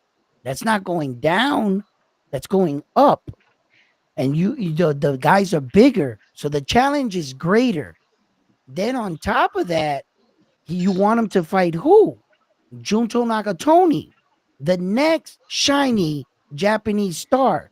It's kind of where like Oscar De La Hoya and Saul Canelo Alvarez. I mean Oscar De La Hoya and Julio Cesar Chavez fought to pass the Mexican torch. The next young stallion against the old legend, right? Mm. So how are you fighting the top fights in your career in the last year of your career or so, the last few years? Like Canelo Saul is announced that he's about to retire pretty soon. Saul's all name me the last time you actually saw Saul fight somebody you actually wanted to see him fight. But the big question is, who would Saud pass the torch to? But he doesn't want to pass it. He could fight David the Monster Benavidez right there. He just doesn't want Okay, to but pass hear it. me out. Hear me He out. Hear ain't me out. going. He just He ain't doesn't want to Uh, going. pass it. Mauricio Suleiman said that David Benavidez didn't wrote his mandatory at 168, Huh? and then he moved up. He did not decide to Okay, okay, stay at okay, okay, 168, okay, and then okay. he moved up to Once 175. again, once Carlos, If he would have stayed at 168, he Carlos, could have stop. got that Canelo Stop, fight stop, stop, stop, forcefully. Carlos, stop, stop. No, stop. Stop going with these lies that these managers keep telling you, Carlos. I mean, they can just tell you anything. Listen, I got a puppy in the car. Get in. You know what I'm saying? Carlos is like, oh, a puppy. You know what I mean? Like, No, I'm not listen, saying I'm gullible, but I'm not listen. saying I'm gullible. But you got to understand too, like, man, you want Canelo to go up to 175, him being that short, they Hold got on, hold on, hold on. weight, height, and reach advantages. It's like, come on, Vente, man. Carlos, Okay, okay, montate aquí. okay, okay. No, Listen, listen, me listen, clavan entonces. listen, Jodiendo. listen to me, brother. Check this out, Go right? ahead, go ahead. Plenty of opportunities for them to fight at 168, and you're talking like there wasn't a 2.5 3 year span between him chasing him and going to press conferences and disrespecting him, and then Saul saying publicly, I don't fight Mexican fighters. Then he said, I won't fight him because he was disrespectful. You're forgetting all of that. He's a You're duck. acting like He's he a was in duck. 168 1 week, and then he just got couldn't wait for 2 weeks and then moved up to 175. You're forgetting the time frame. You know that there was a lot of chasing around, a lot of pursuit, and there was a lot of money offered his way. People like PBC offered him upwards of the millions and 100% of pay-per-view buys And if my he would question to you is David. that why Benavidez, when he was the ABC champion, why he didn't unify when Canelo wasn't there? Why he didn't Why? unify with Caleb Because Plant? Why cocaine is didn't a he hell of a fought? drug. Why didn't he fought the Callum Smith? Cocaine is a hell of a drug. Well, and there's wrongs in both. There's wrongs in both. I just, Yeah. I'm for the fight, but I can't just blame it all on I'm Canelo. not for the fight anymore. That boat for me in my head, I'm cool as a fan. I already recovered over it. That fight is gone. They're in two separate weight divisions. Why is David better stop yelling Canelo's name, bro? It's getting pathetic, bro. Move on, bro. You He sound got, like a he broken got, yeah, he friend. got to worry about Bivol and better Yeah, Biev. you got other problems, bro. That Uh, fight is done for me. I'm just thinking And about he the talk about moving up in cruiserweight. So you talk yeah. about moving up in cruiserweight, dude? What do you want? I don't even talk about Saul and David in the same sentence anymore. That yeah. they broke up, bro. And Saul said you have nasty. You know what I'm saying? But Yo, th- but there was this thing flowing around these thoughts, right? That, for example, if Benavides doesn't force Bivol to get stripped for that belt, which he has now, that then let's say for example Bivol beats um he beats I'm having a brain lapse, beats the dude, what's his name? you mean? Uh, Bivol, Let me Bivol help better you. Biev. Demetrius Exactly. Bivol That had he beats Better Beer. Let's say Canelo beats, but then that would have set up like a double like undisputed. So Benavidez tried to That's what I want. strip him of that. He tried to strip him of that belt for that. But it's like Benavidez still says that he'll go down to 168 to fight Canelo. He says that's the only fight he'll go down for. He No, said he'll make. he said he will go down 168 for Bud. So you would rather go down for 168 for Bud, but not for Canelo. No, he said he'll go down for Canelo. He said that. He'll still do it. Like he's there for the fight. If Canelo gives him the fight, he'll take it. But Canelo ain't giving him that fight, man. That's not happening. Like we already know that ship has sailed. Like round one said, it's over for that. it's over with. That shit is done with. That shit is so it's like just move on and let's see the rest Hey, of round the one. play out. What's Hey up, man, David Benavidez beat the fuck out of that WBC bell fax machine at 175 though. Didn't he? bro? Yo, they brought up the fax machine 2000. It wasn't stood no chance, bro. Devin Benavides went downstairs to the body, real quick, knocked all the ink out of him. Hey man, Yeah, I gotta, I keep it real. David Benavidez still hasn't beat an active champion and took his belt. Until he does that, then we can talk. I That's all don't I think gotta he say. doesn't have. I don't. Well, listen. On David the Monster Benavides' defense, I don't think he lacks the skills or the ability to do that. I think it's been sometimes a matter of the when and where and when he was going to settle into the division. He didn't start off the 175 looking the best promising. He looked like a front runner in that first fight. He did good like the fourth round, then he faded away, got a second win, came back and got the win. So, and then in his next fight, he fights David Morrell, and he looked good against him, but you can't really read into that when he only had 11 fights. He fought I'm valiantly, sorry.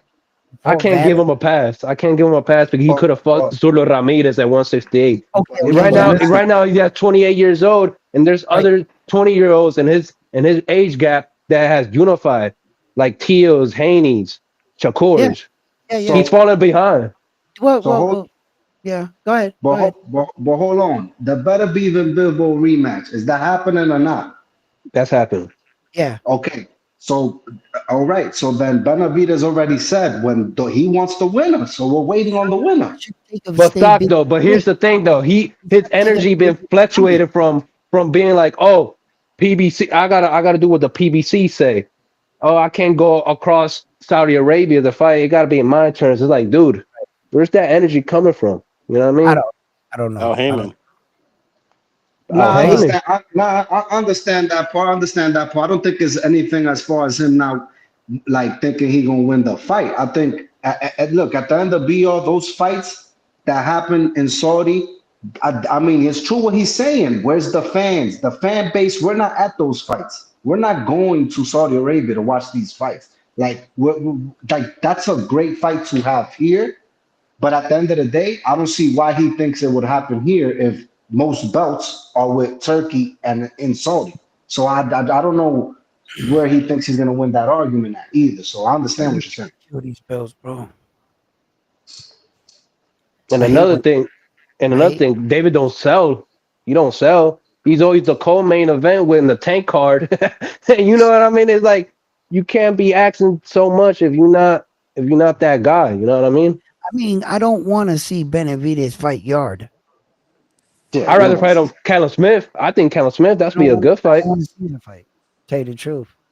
Yeah, I You want to see, see you guys Benavides see fight what the winner Yard's of last fight Benavides. looked like? Yeah, it was Did trash. He anybody couldn't look? get. He could. Yeah, I saw it. He Trash. couldn't get that Come Arthur on, out of there. Three Bro, he's going fights. to get spanked by Benavides. That's an bro. easy But fight, bro. he's Like, not even. Yeah, he had that one good knockdown, dragged out, banged out fight with Arthur, which I gave him credit for. He survived. He was doing his thing until he wasn't no more. And he got caught. I think he got caught in the 12th round, right? It was like the 12. Arthur knocked him out in the 12th, something like that. He was about to break up Arthur Benavides. I mean, Arthur, yeah, Benavides, knockout 100% record. He was almost going the distance with him, and then he caught him against them ropes. Pa pa pa. Yard just dropped. I got a Like, solution for Benavides for this meantime for him waiting for Bivol and Better be if get through the outcome. Fight Callum Smith. Callum Smith. A common you, I opponent mean, with Canelo. A common opponent with Better everybody, be if. everybody wants that fight, and that's the yeah, supposed to be fight. I Remember? just, Okay. yeah, yeah. Remember when Turk called in at the press conference with Shakur Stevenson and Edgar Berlanga, and all these dudes were on stage, and he interrupted the press conference with a phone call. He slipped that Callum Smith fight out. Wasn't it there? Was it there? Uh, Yeah, it was there. I gotta go back. Don't hold me on that. I gotta go back and look at the interview. But at one of the Uh, Turkey interviews, it was one of them.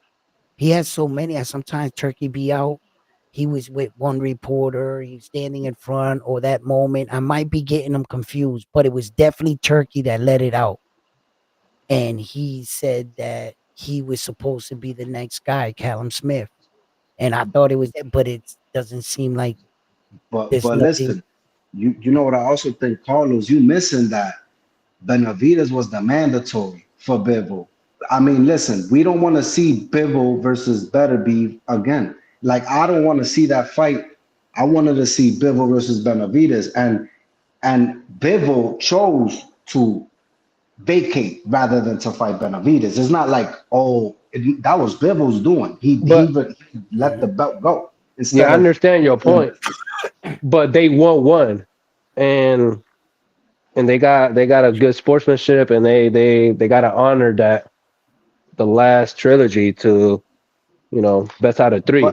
but you know what's crazy? Then you open up the door for Canelo for you, and then what? Then like it's a complicated situation for Benavidez because then he might have to wait even longer. So he tried to force his hand here. I don't really know what's gonna happen. No one really knows. Like he's in a hard place. People don't want to fight him, bro. Like it's a difficult situation when that happens. Look, I like his options. I like the options that are on the table. I know what Turkey did in that situation. He put money in his face for him to vacate the belt. And then you what you want to do is you want to leave with the guy that that brought you to the dance.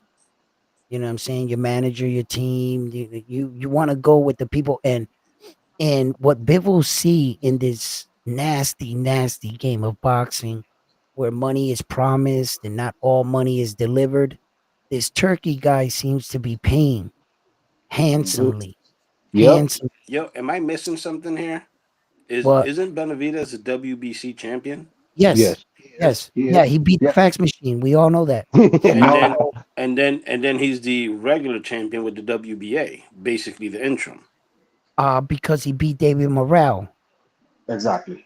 Okay. So now, like, um, you he when the prince comes up to you and tells you, "Hey, I'm gonna pay you X amount of dollars to run this trilogy back because I want to see it. Me and my country, we want to see it."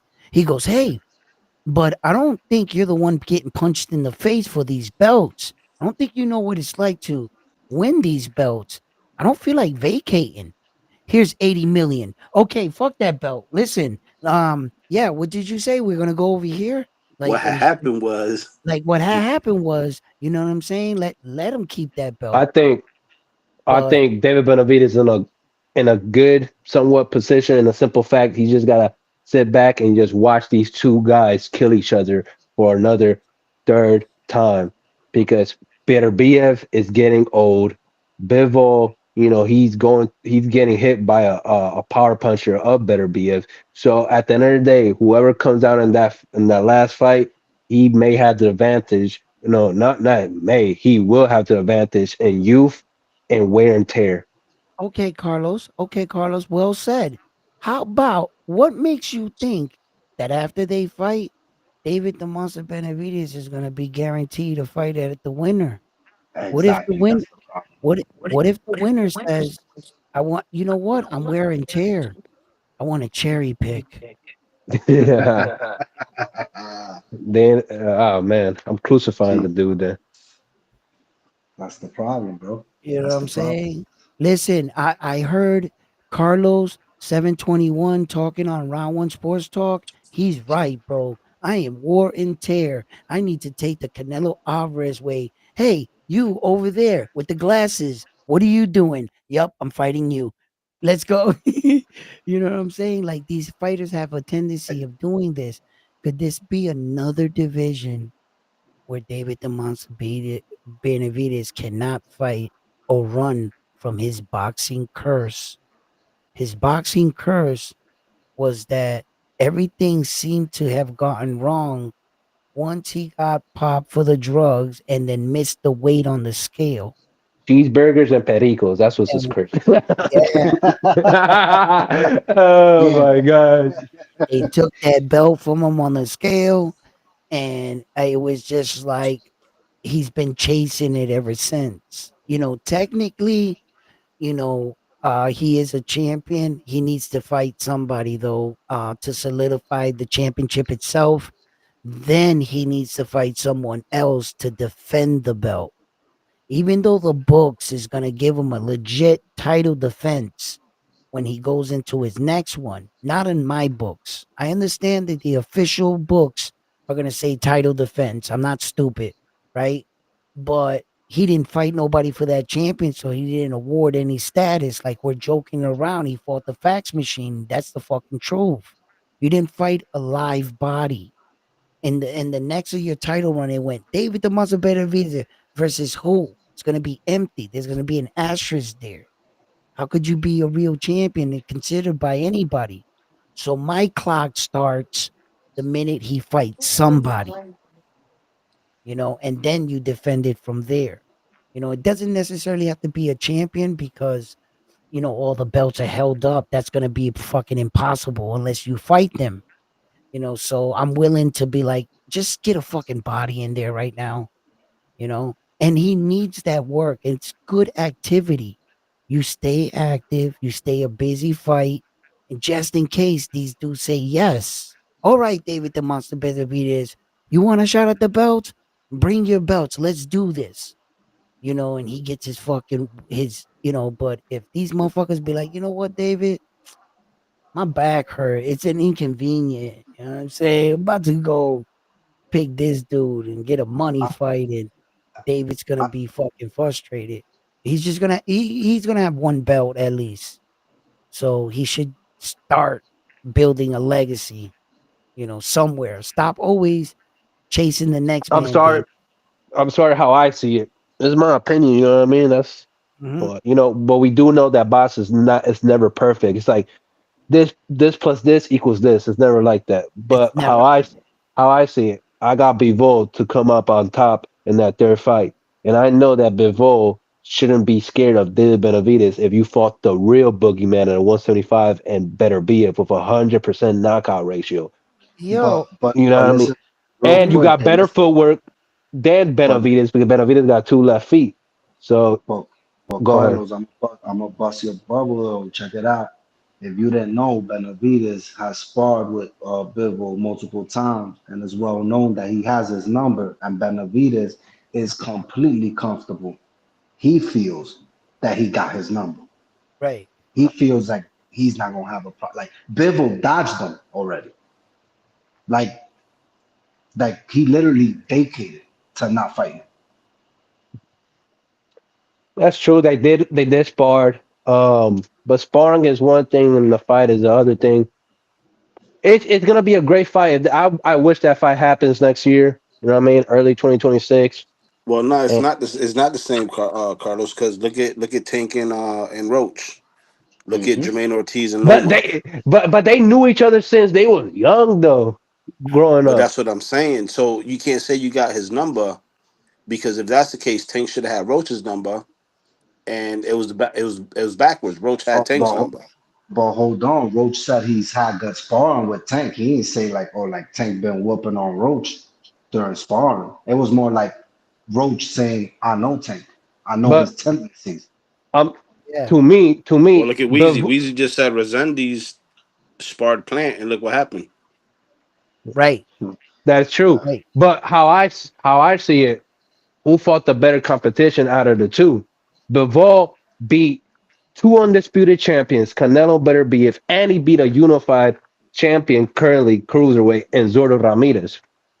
So David Benavidez don't got those names under his belt.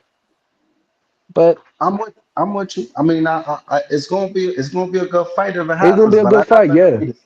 I got Benavidez. Shit. I how old is gonna be Arthur on the date of the fight? Is he gonna be 40? Oh yeah, he's gonna be 41 40, probably. 41. 41? And How much I seen the second fight. Estaba apretado, bro. He had the towel on how top of much him. He looked longer like you can got this fucked. like this? Like I got Demetrius Bivol in their trilogy. I'm taking Demetrius Bivol to pull it off again. Whatever happens after that happens after that. I'm not sure about this rumor anymore about Arthur wanting to go up again.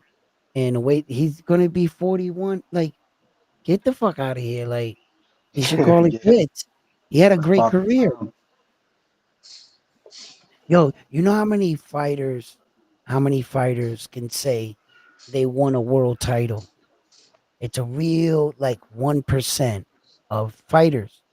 How many fight? Well, it's like a 5%. And then how many fighters do you think ever got the privilege to say I had all four belts in the history of boxing? Like, Yeah, you okay, gotta from the be. four belt era, we gotta if we're gonna count four belts, it has to Since be from 2001 to now. like well, there was nine, and then these guys made it 10, I think, because Demetrius Bivol became it. You know, I already had Usyk in it because of the cruiserweight, because I already got him in the room, and then Usyk left that room and went into the two division all four belt room where Terrence Crawford and Naoya Inoue are in that room alone. They're the only three men in there by themselves. So, you think about the champions like the Josh Taylors, the Devin Haney's, um, Canelo, yeah, the Canelo, um, Naoya Inoue, Demetrius Bivol, Arthur, Usyk, the Charlo twin. Um, Arthur was never undisputed. he he didn't he beat Oh yeah, Malamia, yeah, the first fight, yeah, he was. yeah. Yeah, They be that flip makes flopping, man. Jesus, you're gonna mess me up. My fault, my fault. I'm thinking about currently. I didn't thought about past. Yeah, he went undisputed. Yeah, my fault. Yeah. That's why Um, we need the trilogy because they won one. But real quick before I jump off, man, I think this is what I mean. I don't understand why Benavidez didn't take Turkey step aside money, went and got another fight, let these dudes do the trilogy because Turkey was going back the fight. I guess is because he was scared of that Canelo and Bivol happening again for the undisputed, like which I Hey, understand, hey, but hey, or stocks. You know what maybe it he was is? tired. Maybe he was tired of being called an email champion. And he said, fuck that. I'm not passing on another opportunity for a belt because I'll never know when I'm going to get one. Hey, stocks. I You know mean, what it is? mhm. It's the PBC way. Tank don't want to fight out with the turkey. The Benavides don't want to fight with the turkey. They Yeah, there's rather get something the behind the they scenes. rather get the belt by email. You know what I mean? I mean, nah, I wouldn't say that because he wanted to fight Bivol, but it's like now you on Turkey's bad side. Had you taken that step aside money? I mean, I don't know how contracts work. It's the politics, bro. At the end of Yeah, the it's a day, Yeah, lot it's of politics. politics. It's a lot of yeah. politics. So listen, guys, Um, before I cut this stream right here, man, I want to thank everybody for tuning in. Carlos, Frontline, and Stock Chases.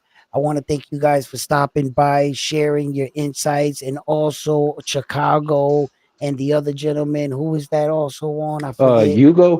Hugo. Hugo. Yeah.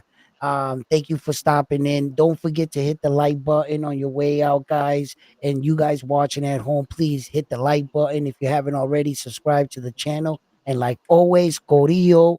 I'm on to the next one after this one here at Round One Sports Talk. Gentlemen, have a good night. Cuídense.